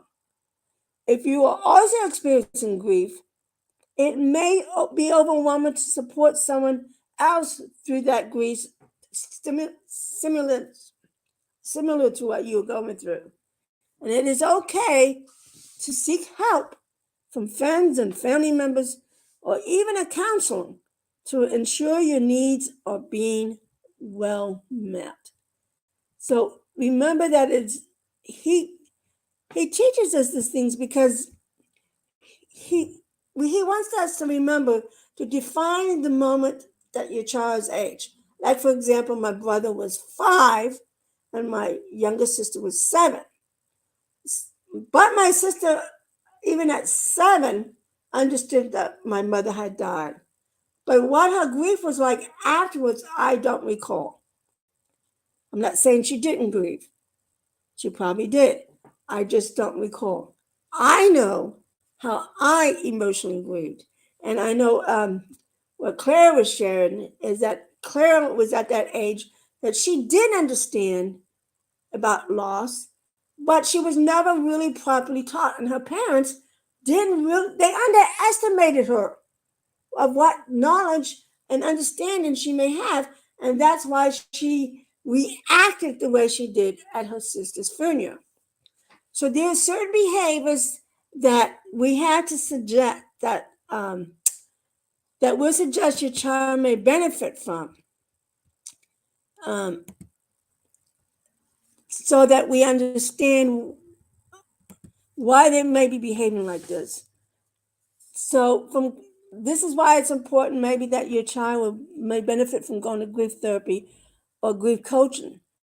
So we do recognize that if all children are grieving, that many of them, again, it depends on the age, and even so, there may be even children who are younger that do have a better understanding. But we want you to, no matter what the age is, just be aware of it, okay? Prolonged depression might not have the desire to socialize, eat, or sleep too much. And isolation is also the big key. Spending a lot of time alone. The depression may be longer than the 3 months. Then we suggest that you please go ahead and see a grief therapist, not just a therapist. Seek a grief therapist. Then there's the social withdrawal. Doesn't have a desire to be on social media or interact with friends or family or classmates. Then there's insomnia. Is having trouble sleeping throughout the night. How about the appetite loss? Just playing with their food instead of eating, or have no desire to eat with family or friends. And I know as parents or even educators or whoever uh, you as an adult maybe will probably just watch them carefully and make sure that they try to eat something, because otherwise their strength can diminish. Then there's the loss of interest in daily activities. Does not wish to socialize with family or friends or do social activities or maybe their chores or going out to places that normally have a desire that they normally have a desire to do or to be with these people. And how about wishing they could go with the person they just lost? Clara talked about this in her story as well, that she felt that same feeling when she lost her sister. And there are times that even we as parents sometimes have that same desire. And I hear it all too often. And I want to encourage you to make sure you all understand that suicide is not the answer. And guess what? It's only going to cause more grief for your family. So just try not to go there. I know easier said than done, but it's not the answer. Refusal to return to school, another example of isolation. No desire with academic or sports or even learning anything. They just want to sit in their room. They might not even want to watch TV. They just want to be alone. And then there's that issue that we have with the suicide ideation. Um, this is why I say it's really, really important that you, whatever your leadership is, that you just watch what these children are going through. And as teachers, if you don't know about what is going on with the family, find a way to find out so you know how to help this child. All that is mentioned here are the red flags, and please try to be aware of these grief behaviors and consider grief counseling if none of these are let up. And also be aware of sudden change of attitude. Often our children, including teens, may turn into drugs or even alcohol as a means to numb the pain. Not to say many turn to these, but it can be a contributing factor. Okay? Children can be resilient while they may fall into these moods. Many do not. And often, though children are good in hiding their grief due to the shame and guilt, depending on the type of loss, we want to make sure as we try to bring comfort to them that we make sure that we say or do the right things, or that we might not say or do the things that can become irrational. Believe it or not, that is a problem. If you don't know what to say or don't know what to do, it is best just to keep your lips quiet and just be present. You don't have to say anything. You don't have to do anything. And to help kids through this sticky process, think about planning out what your child needs. As you perceive these behaviors, speech, and interactions with others and with you. And so here are the 10 do's and don'ts that offer an understanding how best to help children to respect the process of the complications of grief while providing specifics as to how to be a good witness through this difficult time. And remember, no one grieves or mourns the same way. So, here's number one, the 5 do's and don'ts. The do's, we're going to go into these into a little bit more discussion. Give your children permission to grieve, curiosity and caring, questions and honest answers. Like Clara was sharing with her story that her parents didn't give her honest answers. And it was like they were hiding something, that the sister was actually what we call now a pediatric hospice. The role of a parent, separate your grief from theirs, and to get to grief, think of them. So the 5 don'ts is time for mourning. The truth, please. That goes with that honesty we talked about. And children need to be children. When we discuss this, you will understand why these are considered don'ts. Hide and seek, the game of grief. And even if you don't believe, a lot of people don't believe in counseling. A lot of people don't believe in grief and support groups. But even if you don't believe, you as a parent, but you as the children, need to go to a support group. Because when you find that there are others who are going through the same thing as you will find where that love and that support is really, really important. So let's do the 5 do's, okay? Give your children permission to grieve. And I want to say this to anybody who is grieving, whether you lost your parents, your siblings, a best friend, your favorite aunt or uncle or cousin or even a child, doesn't matter who you are, if you have had a significant loss, you also need to give yourself permission to grieve. Okay? Not just your children, but you also need to give yourself permission to grieve. It is really important that you give yourself the permission to grieve. And I keep saying this because I want to emphasize how important it is. It doesn't matter what everybody else says or what everybody else thinks. It's your grief, your loss. Give yourself permission to grieve. But right now we're doing the 5 days to help your child to grieve. So give your children time and permission to grieve. Because it's really hard to see a child in pain and suffering, especially when it's because of a loss. And chances are they've never experienced a loss like this before, and all in unknown territory. Allow the child to show whatever emotions they're feeling and give them permission to do it in their way. Giving them permission to do it in their way. And we'll understand this a little bit more as we go on. So then there's the curiosity and care. Be curious about what the child is experiencing. Ask a lot of questions, and yet with care, love and care.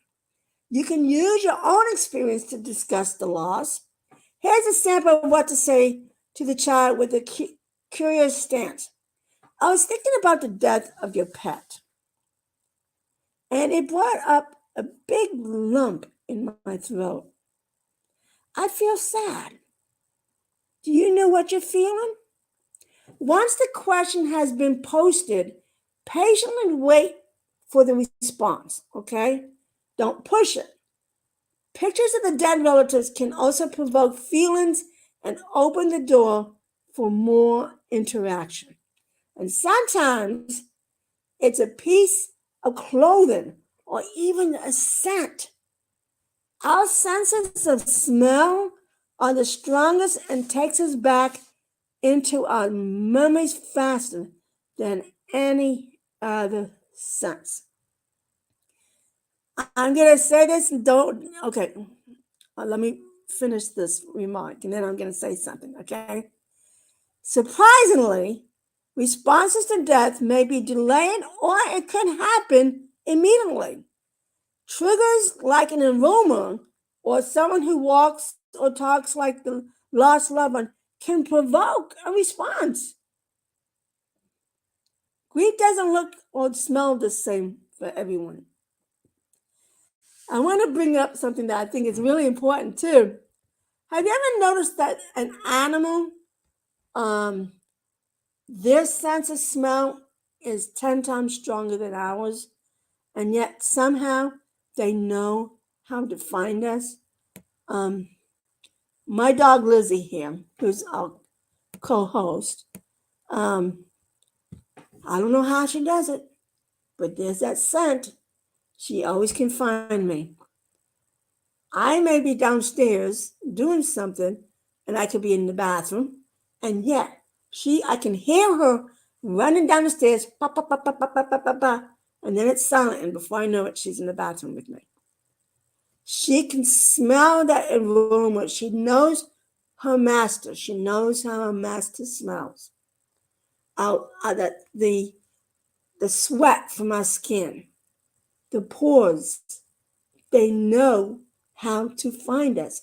And it's because of their nose, they know where to go and how to find people. So let's talk about questions and honest answers. Because I think this is really, really, really, really important for us to understand for children how important it is that when they ask questions, or even if we ask the questions, that we have that honest answer.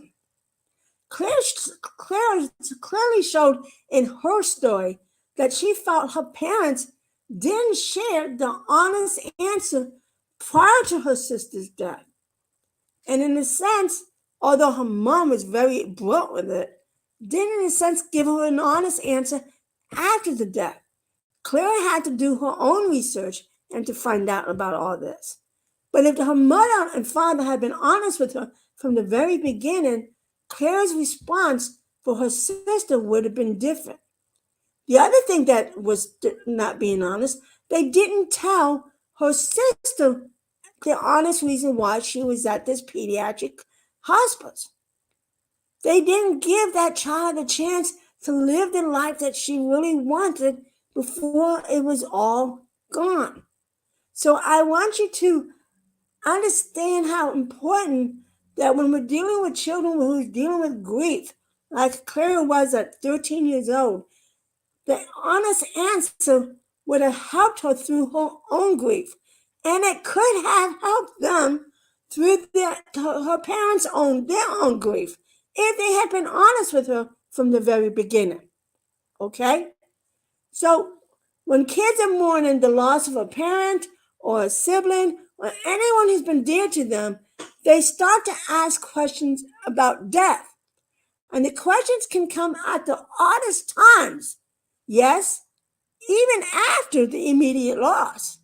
But sometimes it can take 6 to 8 months after the initial shock and the newness of the loss has begun to diminish.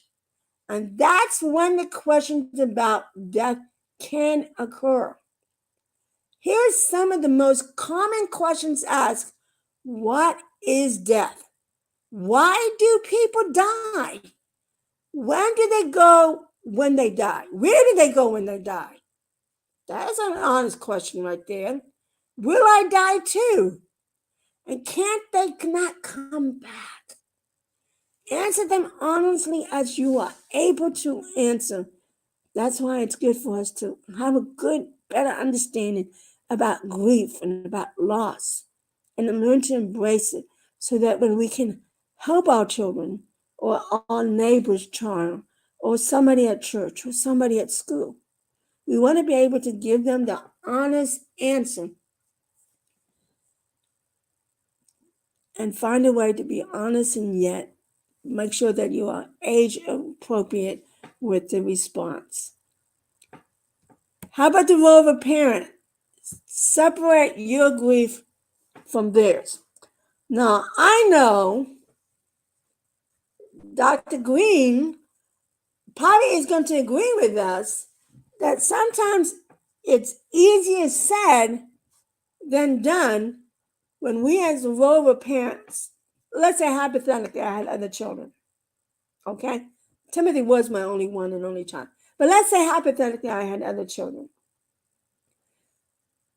To lose a child is unmanageable. It's pain. It's whatever. It's deep, deep, deep, okay? However, I had to remember that although I lost my son, I have other children to deal with as well and to help them through their grief of losing their sibling. As Claire was sharing with her story, I'm telling you, get her book. All her books are really good, but she had a book that she wrote several years ago that was really, really, really, really good. So if you can get all her books, it's like what Michelle talked about, twins or triplets. Get them because you will learn so much. And when you hear our stories, you will understand why we share the stories. They're examples of what we experience through our grief and what helped us and what helped our children. So if the whole entire family is suffering from the death of a loved one, let's suppose a dad or a mom, and often the children experience a double loss, the death of the loved one and the loss of the grieving parents. Does that make sense? So, in other words, the double loss can be this: the death of the loved one, your child, and then the loss of your grieving parents. As a child, you're feeling that loss of you losing your sibling, but you're also, in a sense, grieving for your parents because their grief is so deep. And that's what Clara experienced in her story. That her parents' grief was so deep that, in a sense, she also lost her parents. Does that make sense? So, and though it is difficult to put the emotions of grief aside, remember that children are vulnerable, and taking cues from the way that you cope and how you handle your loss is not going to be the same way that your children will. If you hide and retreat, they may do the same thing. So watch how you go about it. We want you as parents or whoever to grieve, but remember that your other children are also watching you. And if you go and hide and retreat, like Clara shared in her story of what her parents did, then that's what Clara thought she had to do too. And for kids, it can be harder to come out of the emotion shell than for adults. So if you need time for emotional regulation or assessment, find shared activities that can offer each of you a go-to when emotions are overwhelming. A new beginning for sharing and holding one another during this very hard time and complicated time. A very hard and complicated time. So this was a good suggestion that Dr. Green brought up to us, that let's still work together as a family and do what we normally do. But if you feel that emotions overwhelming suddenly, go to your go-to place and go and mourn. There's nothing wrong for you to mourn. You have to give yourself permission. And that example also goes to your children. Give them permission to grieve when they know when their emotions are up. By telling them no, go to your room and hide in your closet. I don't want to hear it. I don't want to know about it. Blah, blah, blah, blah, blah. That's not teaching them the proper way to grieve. That is the poor and the worst example that you can give your child to grieve. Or not even to grieve, because you don't want to hear about it. You don't want to know about it. And then that child grows up with that pain and that loss, never able to talk about it because you don't want to hear about it.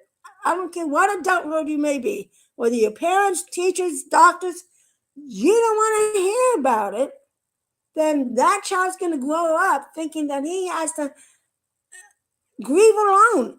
And then his pain from that loss is going to, like cancer, it's going to grow. And it's going to eat them alive. And with some people, some of them, they run to drugs, to alcohol, because they want to numb that pain. They don't want to have to deal with it. Why? My parents didn't. My relatives didn't. But yet, you don't tell them that you're not grieving silently? Or you're hiding your own grief? Do you think that's fair for your children? It's okay for them to go to, but don't forget that they are children and they grieve differently than you. So start something new of sharing and holding one another during this very difficult and complicated time. Find a family time where you all can sit on the sofa together and you all can talk about it. It's okay to talk about it. It's okay to answer questions honestly. It's okay to ask questions. That's part of the grieving process. And that is also part of the healing process for you, okay? And for them. For you and for them. And here, number 5 is the gift of grief. Think of them, of your children. It is, I know, like for me, I did not have any other children, so it was hard for me to think of them, but I thought of Timothy's cousins. He had one cousin he was very close to, they were like brothers. I had to think of him and his other cousins. And how about his friends or his classmates? He had one guy from college, Neil, that was very close to him. They did a lot together, went to the same university. The degrees weren't the same, but still, he grieved for his friend. So I had to think of them. It is very difficult to imagine that there is something inspiring about the loss. And often children become more inventive or better at sports or more insightful when they have lost a loved one or even a pet.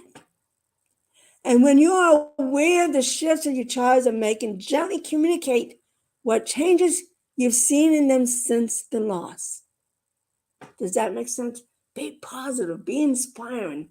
You know, if they lost their dad and they're now suddenly playing soccer better, be there to cheer them on. Wow, you have really been doing so good the last few weeks or the last few months. Inspire them, motivate them.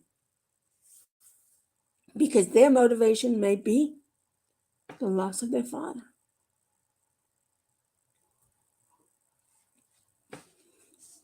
This may occur over the weeks or months after the loss, or it can take yours.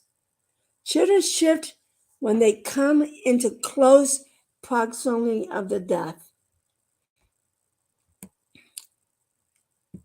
And how can you take these changes and move them into a positive sphere for your child? Think of them to help them by giving them.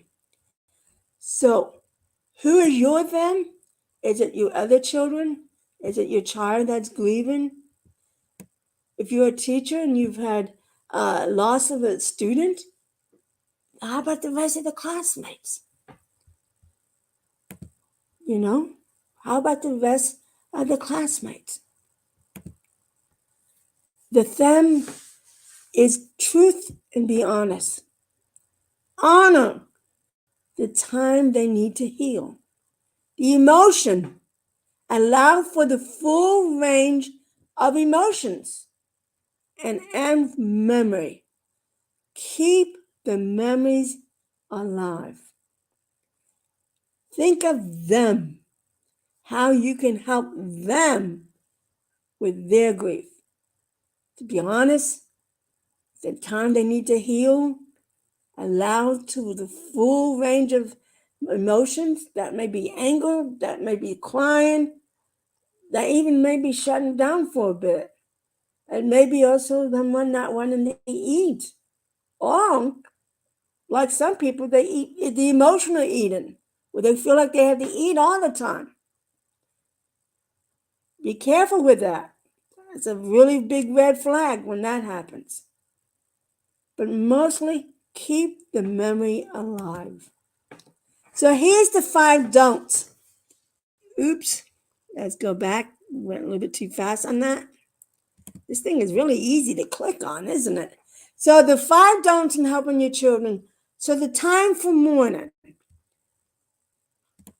I know that doesn't sound like a don't, but when you hear the reasoning behind the time for mourning, you're going to see why it is considered the don't. Children do not mourn like adults mourn. We need to remember that. And don't underestimate the child's grief. It's a very real, and it can be frightening to lose a loved one, especially the death of a parent, a grandparent, or even a sibling has never been experienced. And if you see them playing, don't stop them, as they may be working out some aspect of their grief in their own language and in their own comfort zone. And don't tell them to be strong and to get over it. This is not something anyone can get over. And that's something I also teach in my class, how to become effective grief. You just don't tell people to get over it. Get over it. Move on. That's not your grief. That's their grief. When they're ready to move forward, they will. But they will never get over it. Deep down inside, it would always be part of them. That person will always be part of them. Especially when they had a very strong relationship, whether it's your parents, grandparents, aunt or uncle, cousins, siblings, best friend. You just don't tell people to get over it, especially children. It's something they just don't get over. And the other thing is the truth, please. Like we talked about earlier, by being honest with the questions and honest. The truth, please. So when you say daddy is resting or just asleep, or you'll see your dog in your dreams, you are implementing false beliefs that can cause under stress and fear for your child. So what does that mean? No matter how old your child is, using metaphors for death that liken it to sleep can manifest in sleeplessness, anxiety before the bedtime, or agitation about how death happens. Lack of sleep may lead to anxiety and depression for children. Try saying, Daddy died. Be honest with it. Daddy died.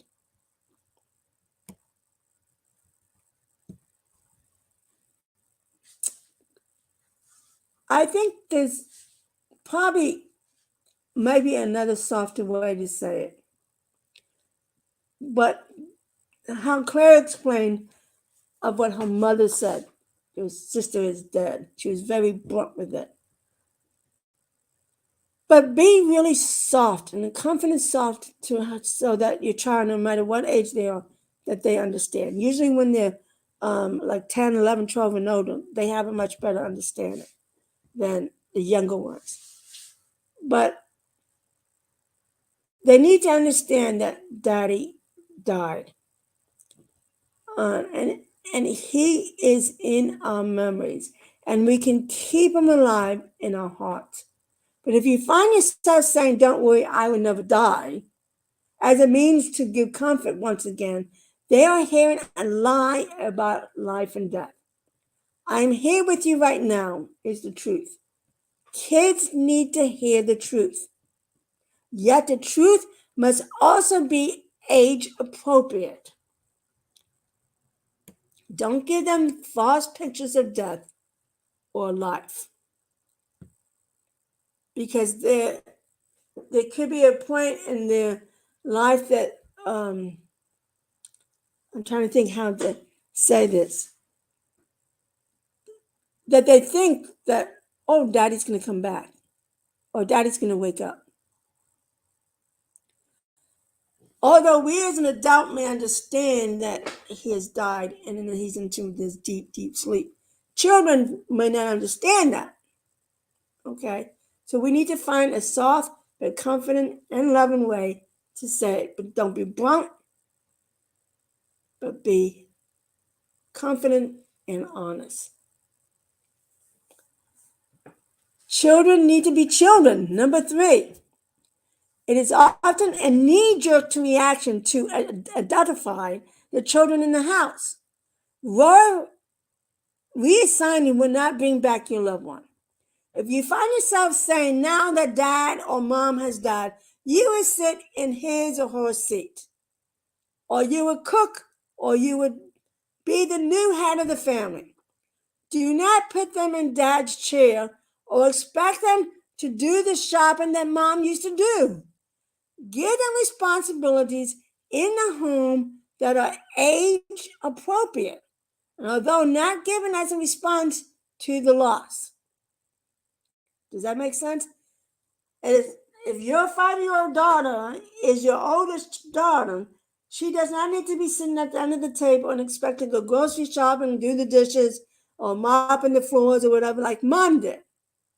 You give her chores, but make sure it's age appropriate for the 5-year-old, not for a 30-year-old. Does that make sense? And the same thing, it's not their job to be the head of the table. As if you're a dad that's lost your wife, their mother, then you're still at the head of the table. But and I think this is something we also going to have to discuss eventually, because I know men deal with grief totally different than women do. And a lot of times men just don't realize how much of a gift God has given them to have their emotions and their feelings. But they need to know also how to when to appropriately share it. I mean, it's okay. I tell a lot of parents who've lost children this. It's okay to be angry at God. God understands. God went through the grief also when Jesus died. Okay? And although we know God is more holy and all that stuff, he still grieved for the loss of his son, to what we human beings did to him, did to Jesus. And although Mary was a human, she was still the parent of Jesus. She was still his mother, and she still grieved. God understands our grief. Jesus does too, more than anybody can think. They totally get it. They know what you're going through. It's okay to be angry at them. It's not a sin to be angry at God. It is not a sin to be angry at somebody. It's what you do with that grief that can be a sin. And I mean by that, if you take that anger and let's say hypothetically your brother was murdered and you have an idea who did it. If you take that anger and pick up the gun and go over there to kill that person because they killed your brother, then that anger is considered a sin because you did something that broke the laws that God has, thou shalt not kill. Yes, you can be angry at him, but don't take that anger out and hurting him and his family all the more. They're already going through a lot. Maybe not as much as you are, but they are still going through something. Okay? When I talk about the appropriate anger is when you take that anger and you turn it around and you do something positive in memory of that loved one. Create a foundation. Do something that they loved to do. Maybe they love going camping. Maybe they love volunteering at the Humane Society. Or maybe they love helping at the homeless shelter. Do something in their memory. You can turn that anger around. And you can still be angry at God. He does understand. But as long as you still have that faith in him, he will still be right there with you all the way. All the way, all the time. So children need to be children. And you need to allow them to be children and to respectfully give them that time to be that child, to grieve as that child. And there are 11. So the next one is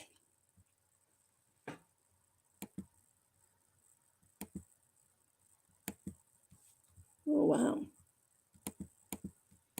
Hide and seek, the game of grief. So there are 11 phases of mourning, okay? And they come to you rather than you seeking them out. And when in the state of grief, children can have an outrageous response to simple situations and stimuli. And they may act out throughout anger outbursts. They may regress in the development stages, or they may seem difficult to reach, depending on whether they are an extrovert or an introvert. Their response to loss will also vary. Put punishment aside for now. Put punishment aside for now. Because their response, whatever it may be, it could be related to their grief. And that's a time you need to sit with them and lovingly talk with them and comfort them. Ask them questions and answer them honestly. Because, I think for a long time when I was grieving from the loss of my mother, I think a lot of my behaviors had a lot to do with my grief. And at that time, in those days, people didn't understand and didn't know what to do. And number 5, even if you don't believe, go to a group and support. And children often cope with death when they're exposed to other kids who have a similar loss. And no matter what your beliefs are about therapy, because I know we all have different beliefs, I believe in it. I think therapy is the best thing. And it's the best thing if you can find a good grief therapist. So no matter what your beliefs are about therapy, this is not about you, but about what's good for your child or for your children. Local houses of worship, YMCAs, and even family clinics often have grief support groups for kids of all ages. This is not about you. It's about helping your child cope with their fears and their loss. The great author C.S. Lewis wrote that most apt statements regarding parents coping with children who are grieving is they wish to protect the child from the pain of irreversible loss and certain that contains the doubts who are reluctant to confront a shattered illusion. That C.S. Lewis had this book called Grief, A Grief Observed in 1961 that was published by Harper One. And I would highly suggest you read this article by Dr. Green in full. And because this only will not only help your children who's grieving, but I also believe that as an adult, whether you're a parent or whoever you may be,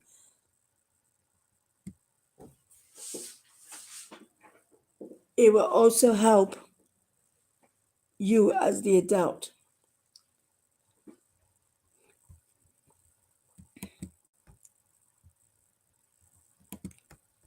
So Edie Nathan also wrote this article, When Children Grieve, dated back from March 20, 2019, and it's on the Psychology Today website. Her article goes into further depth that may be blessing to you as well as to your children. And if you go onto the website Psychology Today, into their blog, and you will find it, When Children Grieve. And also Mary C. Lemieux, who writes about intense emotions and strong feelings, also wrote a wonderful article on the Psychology Today website, published back in September 22, on when children grieve or how children grieve. She deeply explains the emotions that children go through when they are grieving, even when it can be 3 to 5 years later from their loss. I highly suggest, if you're going to do a lot of research on this, that you read this article. It's on the website psychologytoday.com. Again, it's in their blog, How Children Grieve. It's an excellent article. I was so much enjoyed it. So I want to share with you a story so that you can understand why I also have the reason why I do this. Okay. So my mother died when I was 10, almost 11 years old. My older brother was 12 and my older sister was 14. My younger sister was 7 and my youngest brother was 5. So some of you may remember this, but back in the late 60s and the 70s, early 70s and all, they didn't give us the support or even have, I mean, I don't even think there was that many therapists, much less grief therapists. And we just don't have enough grief therapists, even for today. And that's why there's so many grief coaches. But I can remember growing up and how, and as I look back, I begin to wonder why my behavior back then was the way it was. And although my siblings may have grieved differently, they may have felt that grief differently, they may have understood their grief differently, or they may not have. I don't know. This is something we as a family have never discussed or talked about. But it is really important that we as a family should have been talking about it. My younger brother does not remember our mother at all. He had just turned 5, so he was still in that toddler being a baby, because you're considered a baby until you're up to 6 years old. So, and although he witnessed our mother being killed, it blocked his memory. But he grew up, so I can tell you for this on my younger brother's grief. He grew up with a lot of night terrors, what we would consider PTSD, and he blamed a lot of what went on with his father.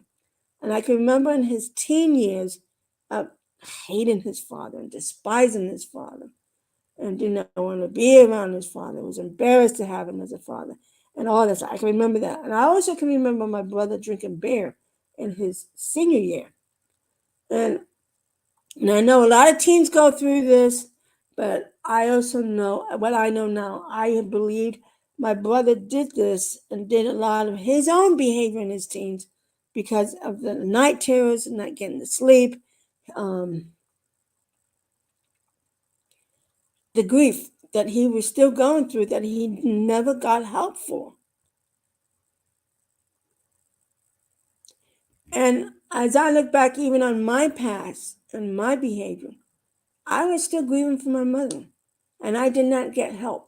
I did not get therapy. Like my brother, I'm sure he didn't either, or none of us did. So my dad, who took us in because my parents were divorced at that time, Danny, my younger brother, went to live with his grandmother and his father's family.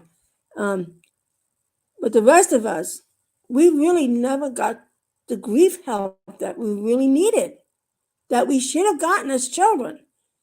And I think the reason why some of us grieve differently is because, I'm trying to find the right word to say this, we just did not get the help that we should have gotten. And I was considered, to me, as I look back at it, I was considered the most emotional child, the most emotional. And I started going through depression in my teens and in my early 20s.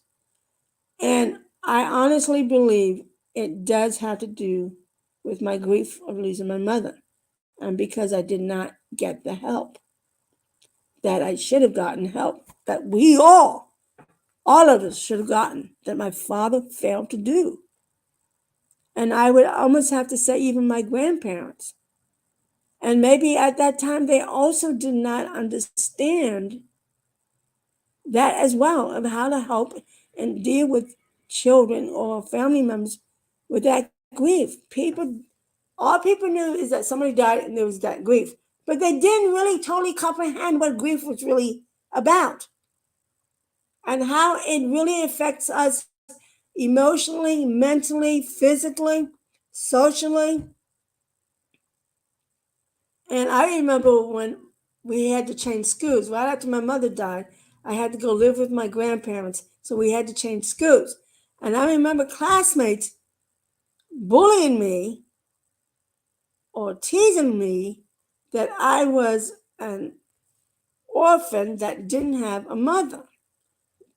They did not, even kids at that time, even if they knew you did not have a mother, they still did not understand that grief to know how to help a classmate. He was dealing with grief. And even I, at that time, didn't understand what my own grief was going through. So we have come a long, long ways, folks, even from the early 70s. We've come a long, long ways. And for my brother, who finally got help as an adult after he was married and had started a family. And I think also for me, the same way. Unfortunately, so I was able to go to therapy, but not a grief therapist. So the therapy was to help me from my past, but did not necessarily help me with my grief. And then when Timothy passed away, and I started going to therapy, I understood what the other parents who lost children understood, why they were saying that they could not find a grief therapist. Because you have to understand, to go to a counselor or a therapist is one thing, because they help you from your past and your underlying issues.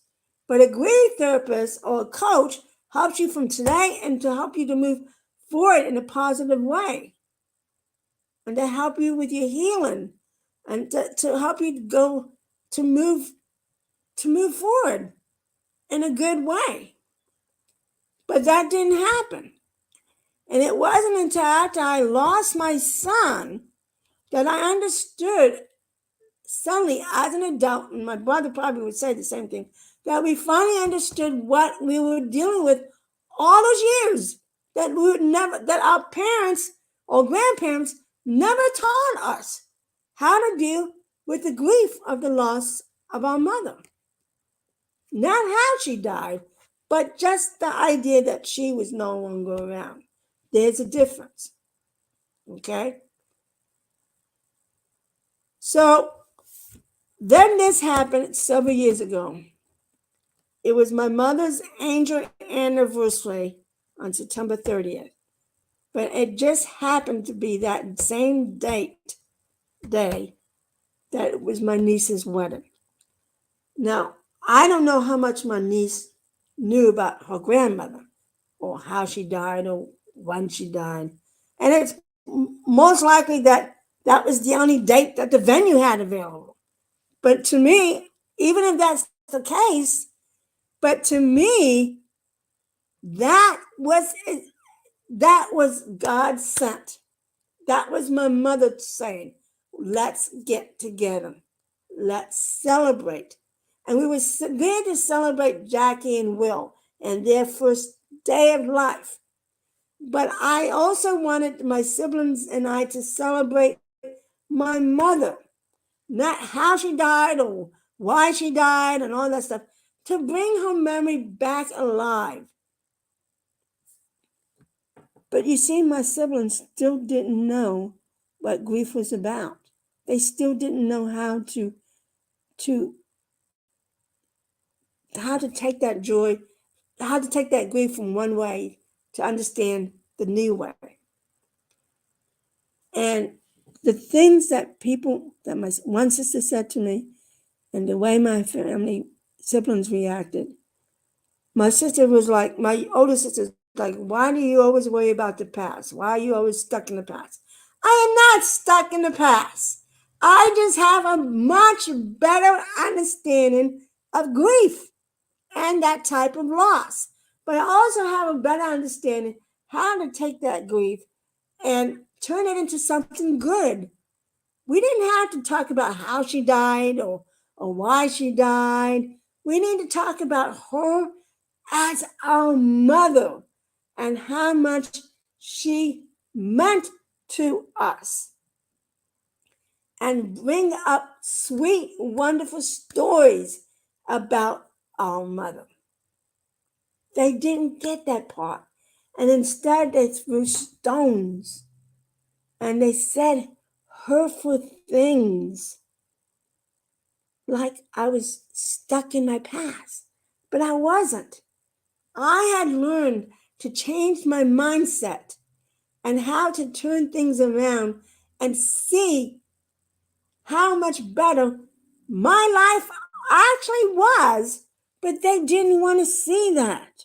And they chose not to see that. Instead, they chose to see me as this crazy old lady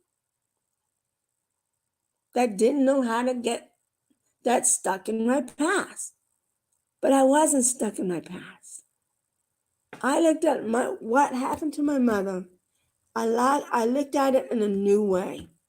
If my mother had not died that day, where would our life have been? Would our lives would have been worse or better? Would we had would our behaviors would have changed? The way we did things, the way we looked at stuff, would our mentality been different? And as we grew up, how did that day change us from our not just our childhood, but throughout our adulthood? How did it make a significant change? And because we didn't get that help for the grief as children for losing our mother, things had to happen in our lives that we did not understand why it happened or why it led us to where we had become or what we became. And it wasn't until I lost my son that I understood why my life was the way it was and why it brought me to who I am today. My past is my story.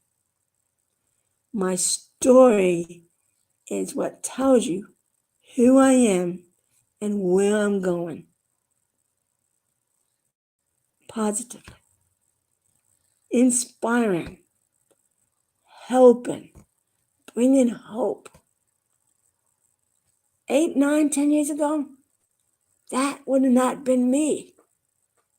Even at that time when Timothy and I were changing our mindset and the way we're thinking and how we were doing stuff, it was not me before that March 1 date.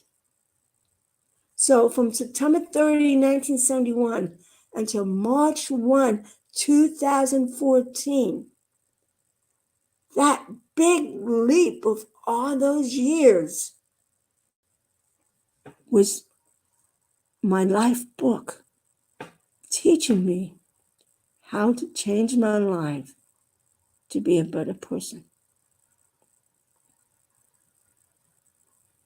Yes, on that day, my sister might have said terrible things to me. And my siblings may not have wanted to respond. And when I wanted to bring up the memory of our mother, they did not know and still don't know how to embrace grief. And they look at grief like a dirty word. Having memories of your mother is like a dirty thing. It's nasty. Why are you stuck in the past? I'm not stuck in the past because it's not dirty. She was our mother. Don't you have wonderful, sweet memories of our mother? That's what we need to be celebrating, of who she was to us, not what happened. And I don't understand what their grief was like. And I may never understand it. But I do know one thing. I know where my grief stood. And even bringing the sweet memories of my mother. Because even if I lost her as a child and I had to deal with the different kinds of grief and including the different types of grief and there's so many different losses from losing our grandparents or aunts and uncles. Fortunately, so far, all of my cousins are still alive. But I've lost friends. I've lost my son. There were broken relationships. There are different types of grief that we all deal with on a daily basis.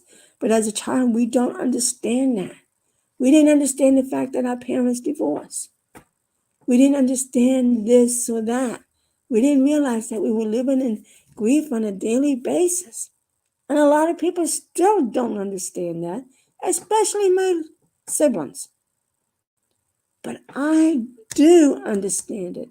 And I have embraced grief.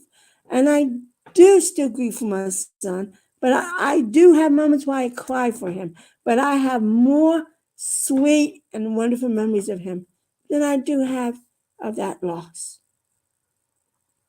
And that's what's cherished. And that is what is important. That is what is important. Is keeping their memories alive in our hearts. I can remember many things about my mother. Many things. I don't know about my brothers and sisters, but I know for me, I look at my mother differently now. I don't look at the person who died on that day or how she died. I look at how she was to us and how hard she worked for us and how she took us places, especially to the beach. But she worked hard to love us, to be kind, to help us. I will never forget the one time we were at the beach and we were living in Fort Lauderdale at the time. And there was one of those times, the high tide.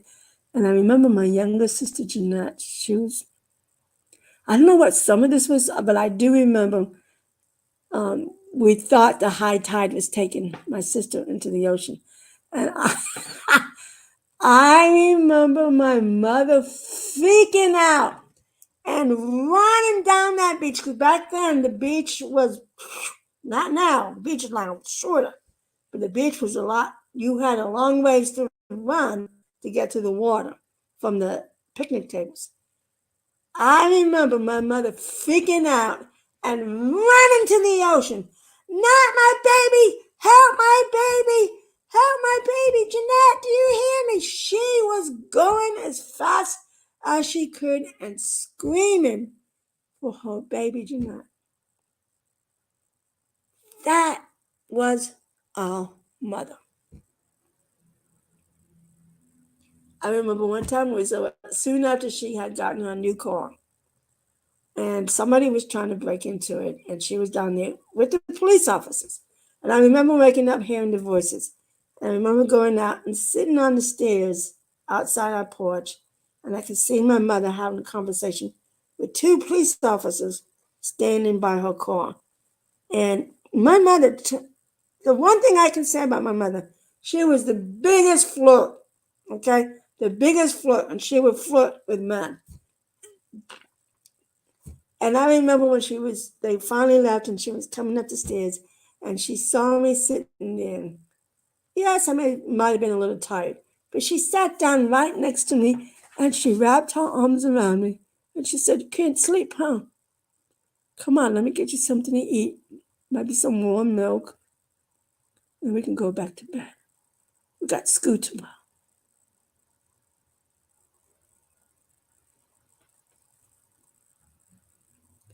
Those are the kind of sweet memories that is really important.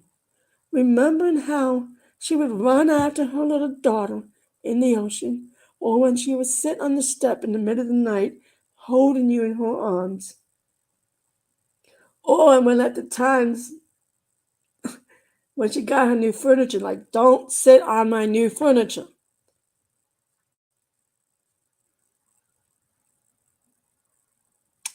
The beaches would probably be the most. She had a lot of jobs as a waitress in a bartender. And I remember when she was working at her hotel, I think it was Holiday Inn, and it had a bar around the pool, and people could come sit, still be in the water, but sit and get something to drink, but I don't think she was in the water. And I remember she would get a room for us, and not that we were spending the night there, it was just that she didn't have daycare. Or she couldn't afford daycare, to be honest. And if it's a weekend, most daycares are closed. So she would rent a room, and we could go in there and dry up, or take a shower, or change clothes, or even take naps, or eat. She was thinking of them, the children. She was thinking of them. And I wondered what she would have been like to comfort us if she was there, if we had a significant loss. What kind of a comfort she probably would have been at that time. If she was able to comfort us while she was alive with love, then I know she probably would have been afterwards.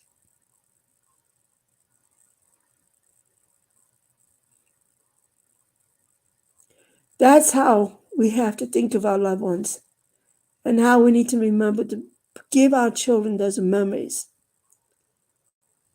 to remember the good times, the fun times, the loving times.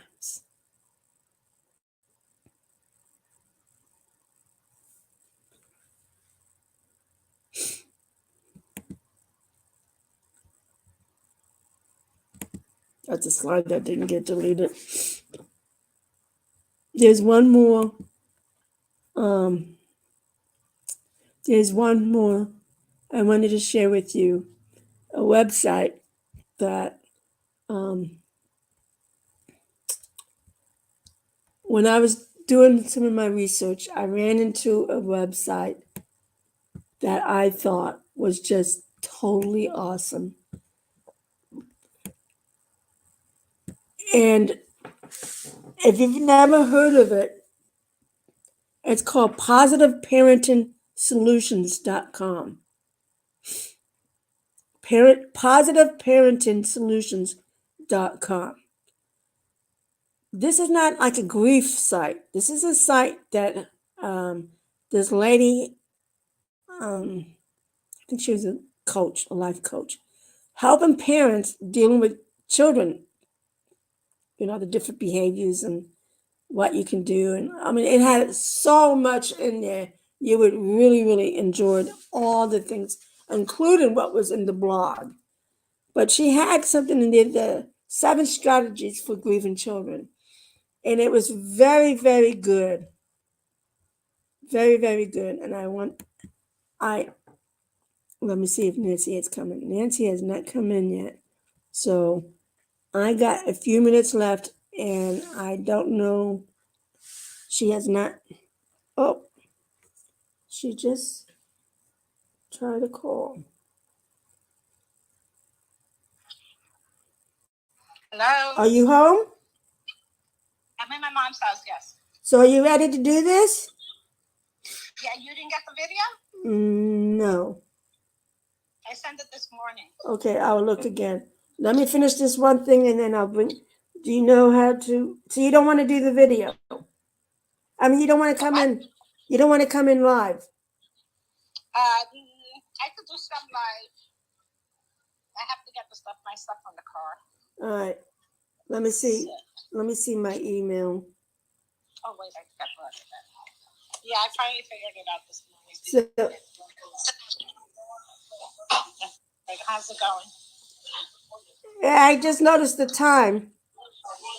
Wow. So I don't see anything here in the email.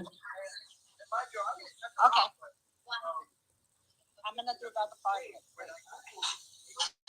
All right. Yeah. Okay. Let me finish on this. Okay. All right. Yeah, let me get the stuff together. All right.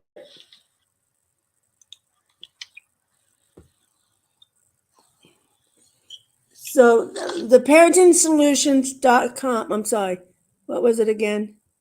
Parenting Solutions, PositiveParentingSolutions.com. She talks about the 7 strategies for grieving children. It's in the blog.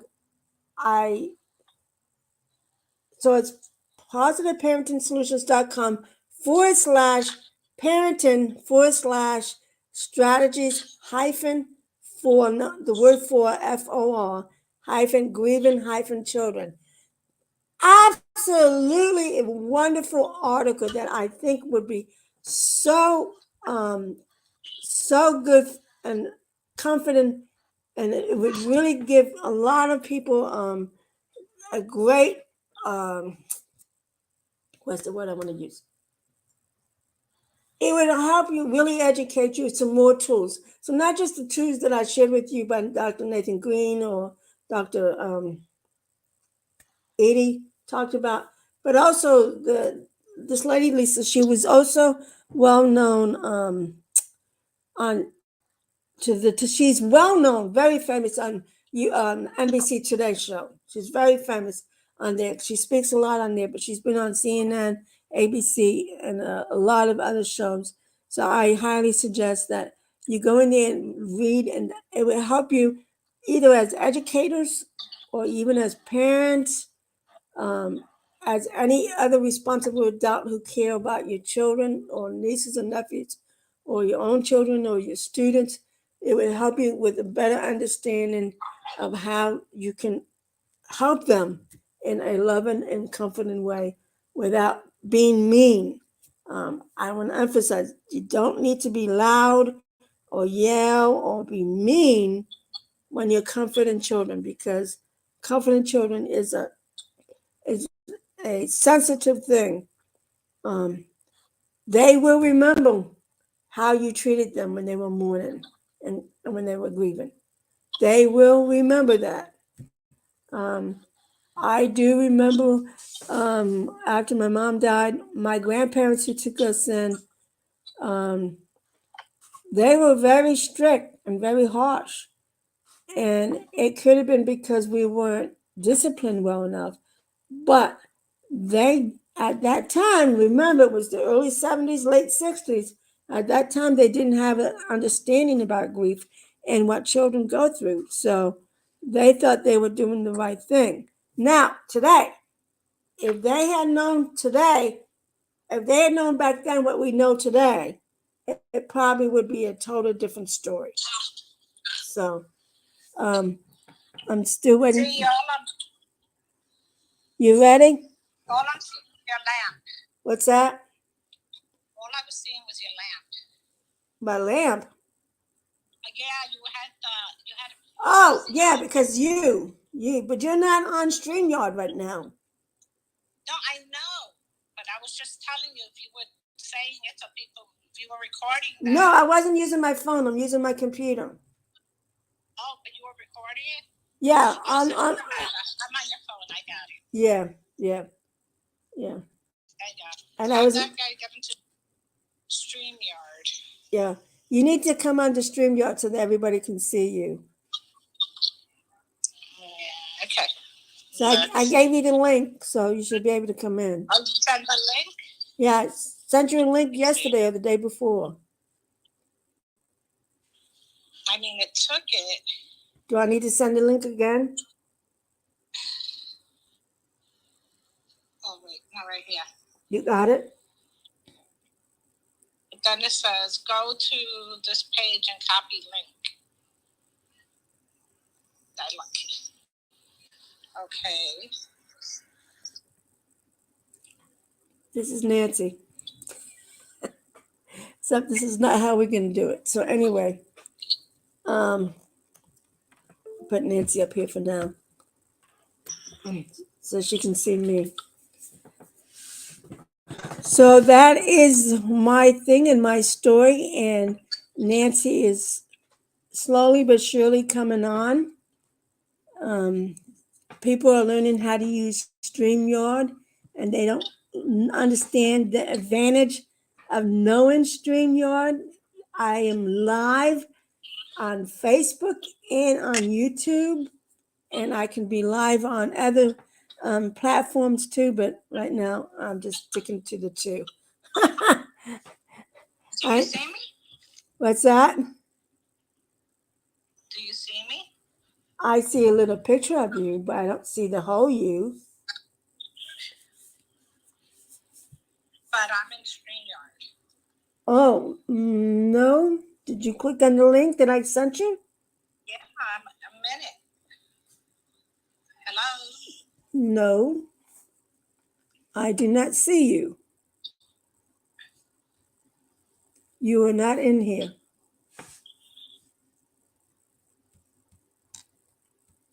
browser has lost connection to the mic. Make sure no apps are open. Yeah, mine said the same thing. Enter studio. Yep, there she is. There she is. There's Nancy. Okay. I am gonna turn off, remove the this, and I'm gonna bring Nancy in. There she is. Welcome, Nancy. Hi. I'm glad you're Hi. in finally.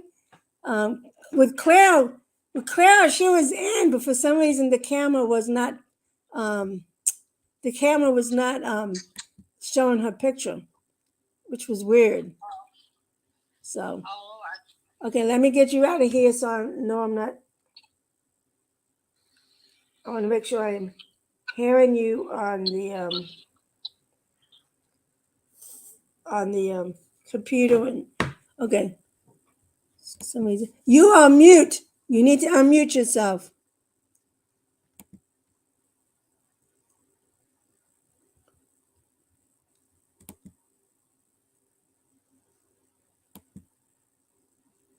Okay, there you go. No, you're still there. You go. Now, you're mute again.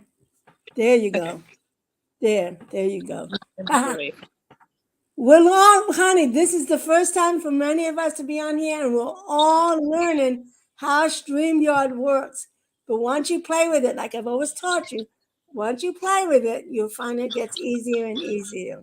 So, uh, Clara says one day she wants to sit down and learn how to do all this.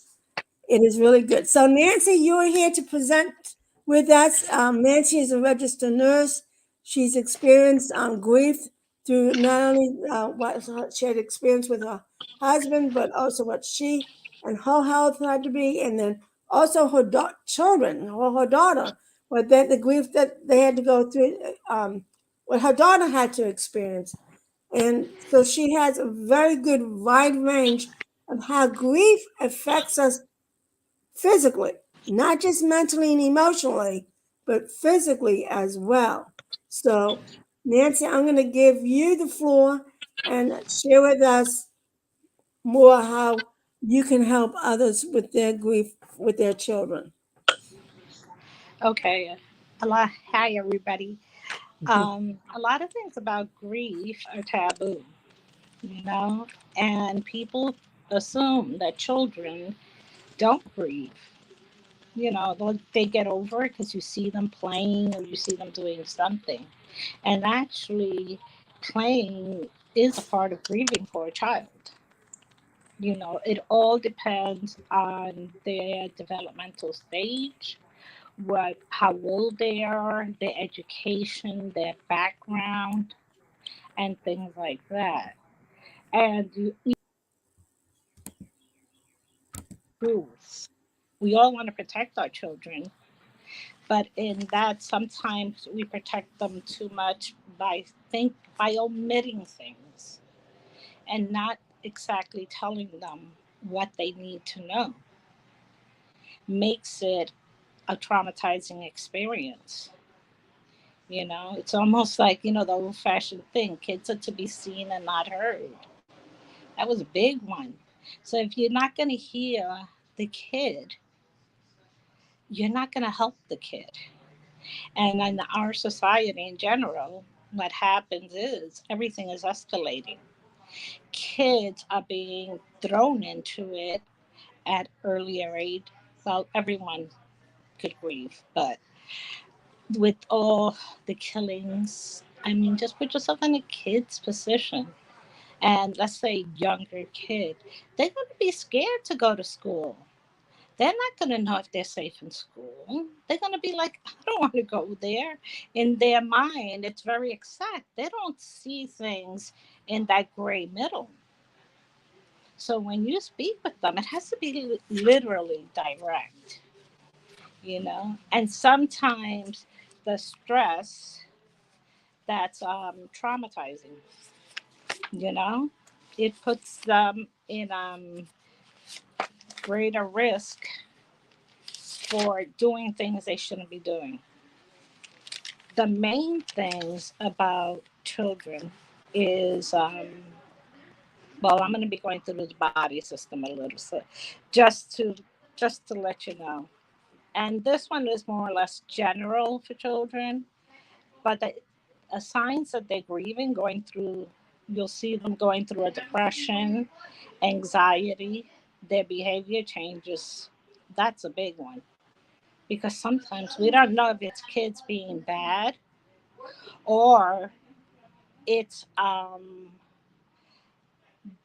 they're grieving. And we have to open up our eyes and see things in a bigger spectrum. And whether it's your kid or somebody else's kid or somebody else's kid, if you see a big change in that child, you would have to know that child in some sense. Try maybe to speak with the child because maybe you're the one that child feels comfortable speaking with all of a sudden. No clue. The parents could have tried, everybody could have tried. They also suffer a lot of anxiety. They have difficulty keeping themselves calm and behaving themselves. So their self regulation is totally off. They have problems finding and keeping attachments, especially when they're traumatized because of the grief. They have difficulty sleeping, difficulty eating. One I've seen a lot is regression. All of a sudden the kid will start, that 5-year-old, 6-year-old will start sucking their thumb and holding a blanket and maybe even urinating on the bed. They go back. These are all these are all parts of a child grieving. This isn't a child misbehaving. This isn't a child not wanting to do something. We have to open up our hearts. We have to open up our minds. We can't let children suffer so much. You know, we can't let them. Yeah, we go to the adults and we're like, oh, we're so sorry. We're so sorry. How about that little kid? That little kid lost something, you know? And if you could give them anything, it helps the parents out too. But other physical symptoms would be like aches and pain, problems sleeping. They'll all of a sudden start misbehaving in school. That's a big one. It, Older children, if they don't get to really deal with this, they'll use drugs. They'll have start having risky behavior. They're like more doing things that are things that they shouldn't be doing. They become more promiscuous. They could bring guns to school. They could stab someone. They could kill someone. I mean, there are consequences to not dealing with a child's grief. And the consequences are pretty big for society in general. I've been watching some of these movies and some of these shows, these morbid movies, and when they show the whole story of a child's life, you see how many times there was an opportunity for an adult to intervene, and multiple, not one opportunity, multiple, and people just choose to go the other way. They choose not to get involved, not to listen, not to open up their eyes. And it's wrong. As human beings, as people, we just can't do that no more. We got to help these kids survive what they've been through. And sometimes the survival is traumatizing to them and it's repetitive. And in that, it means, some things don't change. I'm not talking about abuse, things like that. But in an illness, my husband had an accident years ago. And during that accident, he lost his memory, totally lost it. I was, I was numb, I guess. I was first scared more of the way he looked because he had these big raccoon eyes. And I was wondering what effect that would have on my children. I was 7 and 10 at the time, and my daughter was super attached to her dad. We kept them from the hospital quite a few times. I don't know if it was the black and blue eyes or the fact that he kept on saying, "Who are you? Who are you?" As a kid, that concept is not easy. It wasn't easy for me. So imagine the child. Imagine my kids, what they had to go through. They just wanted dad. Dad was dad, you know? They wanted to be secure in dad. And what happened is it's almost, as time went on, short time, in his healing, which it was permanent damage. So he does have a closed head injury with permanent damage. And that memory he lost, it's gone. Our whole life is gone. Everything.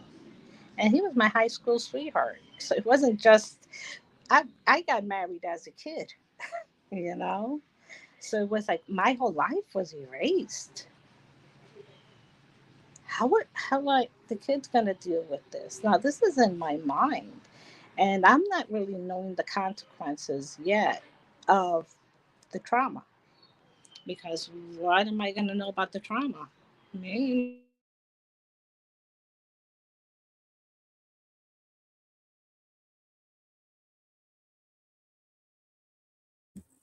You still with us?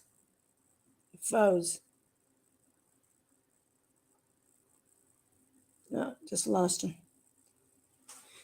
That's why you have to be near a good internet service, because that's all it takes is the lack of internet service to throw you off. But I remember when she was sharing that story with me, um, it was when I first heard about that story, what she and her family had to go through when Nelson had that accident, and how it changed all of them.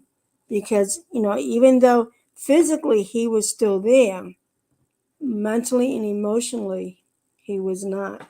And it made it very difficult um, for them to experience that. Um, let's see if she's trying to get back in. I don't see her in yet, so we've lost her. I hope it's not permanently. Well, it still has her name there, so she can't be too far. She can't be too far. But yes, that was and how it really affected their daughter, because like she was saying that her daughter was really close to her father, and now her father was like didn't even remember who she was, much less know that it was his daughter.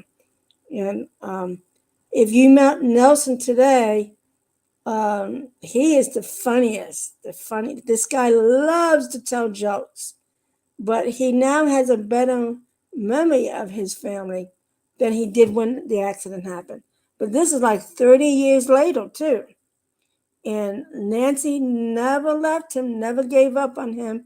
She stood by him this whole time, even if she had to deal with a lot of his other irrational behaviors. But I mean, what I've seen is like a typical male. I'm sorry. But she knows, she sees the difference of what the husband she knew and the husband who he is now. And And even with their children all growing up, they're 30 years later again, they do have a better understanding how to relate to their father, as their father has a better understanding how to relate to their children. But when it comes to certain things, he's really, really good at. Um, but it took years and years for him to gain all that. But can you imagine the grief that they had to experience because of that accident? Yes, he was there physically, but like I said, mentally and emotionally, he was not there. And it took years and years for them to to um to still have that connection, to keep that connection. And you want to talk about a loving, loyal wife. Even with everything that she started going through after all that, she went through so much stress trying to take care of her husband, who has no memory, trying to raise two children. Plus, she was in nursing school. She was dealing with her own health issues. So she was going through grief after, like, layers of grief all at once. But I tell you, this woman is a strong woman. She's really smart. She has a better understanding. Even if lately things have been downhill for her, she, let's see what happens if I remove her and see if she comes back in. Maybe she can come back in.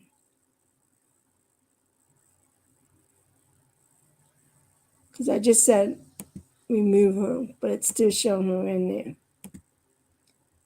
But anyway, maybe I can do a private one-on-one with her and go through this again with her so that you can understand her story and everything that she and her family had to go through. A lot. And I tell you, their faith is what kept them together. Their faith is what kept them together. And I believe that through everything that they have gone through, or any of us, what we had gone through, I can say for sure and for one thing that God has been with them through the rough, through the downs, through the ups. It's amazing what having that faith, believing and continue to believe in God that will hold you tightly. I really want you to hear her story, and I'll try to. I know things that we're coming to the close of our time now, and my thing was telling me I'm running out of space for the recording. I don't know how, but anyway, God, um,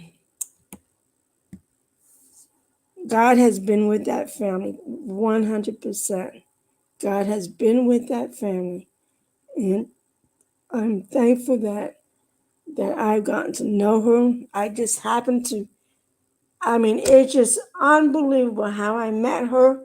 She was one of my sister's clients, and she was trying to get her coaching business up, and we got together, and we had so much in common. You'd be surprised. Her life experience may be a little bit different than mine, but we had so much in common what we wanted to do as a grief and mental health coach and a life coach. And we've been there to encourage each other and inspire each other and giving each other hope. And I really believe that doors will begin to open for her as much as doors are beginning to help her husband there for me. So I just want to say thank you for being here, for taking the time to be here to learn these things.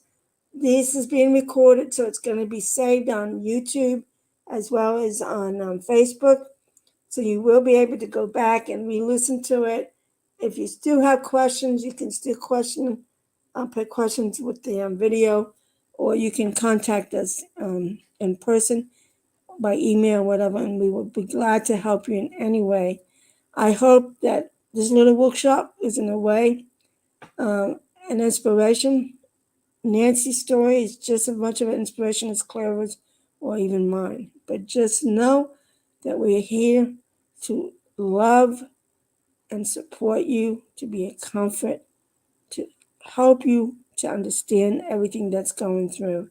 And know that we're doing this because we do care about our community. We do care about you in our community. So I'm going to let you go so you can have the rest of the Saturday to do what you want. And I'm going to go do what I want. And I'm going to shut this all down and enjoy my public sub, what's left of it at least, and just sit back and just take this in. Probably I want to go, again, go to Google. If you Google Clara Hinton, you will find her books and her website and all that. Nancy has a website, but I think something happened to it, so I have to help her with that. But she and I have been trying to work together to do this, and I believe good things are going to happen. Not only for us, but I believe good things are going to happen for you as well. Believe.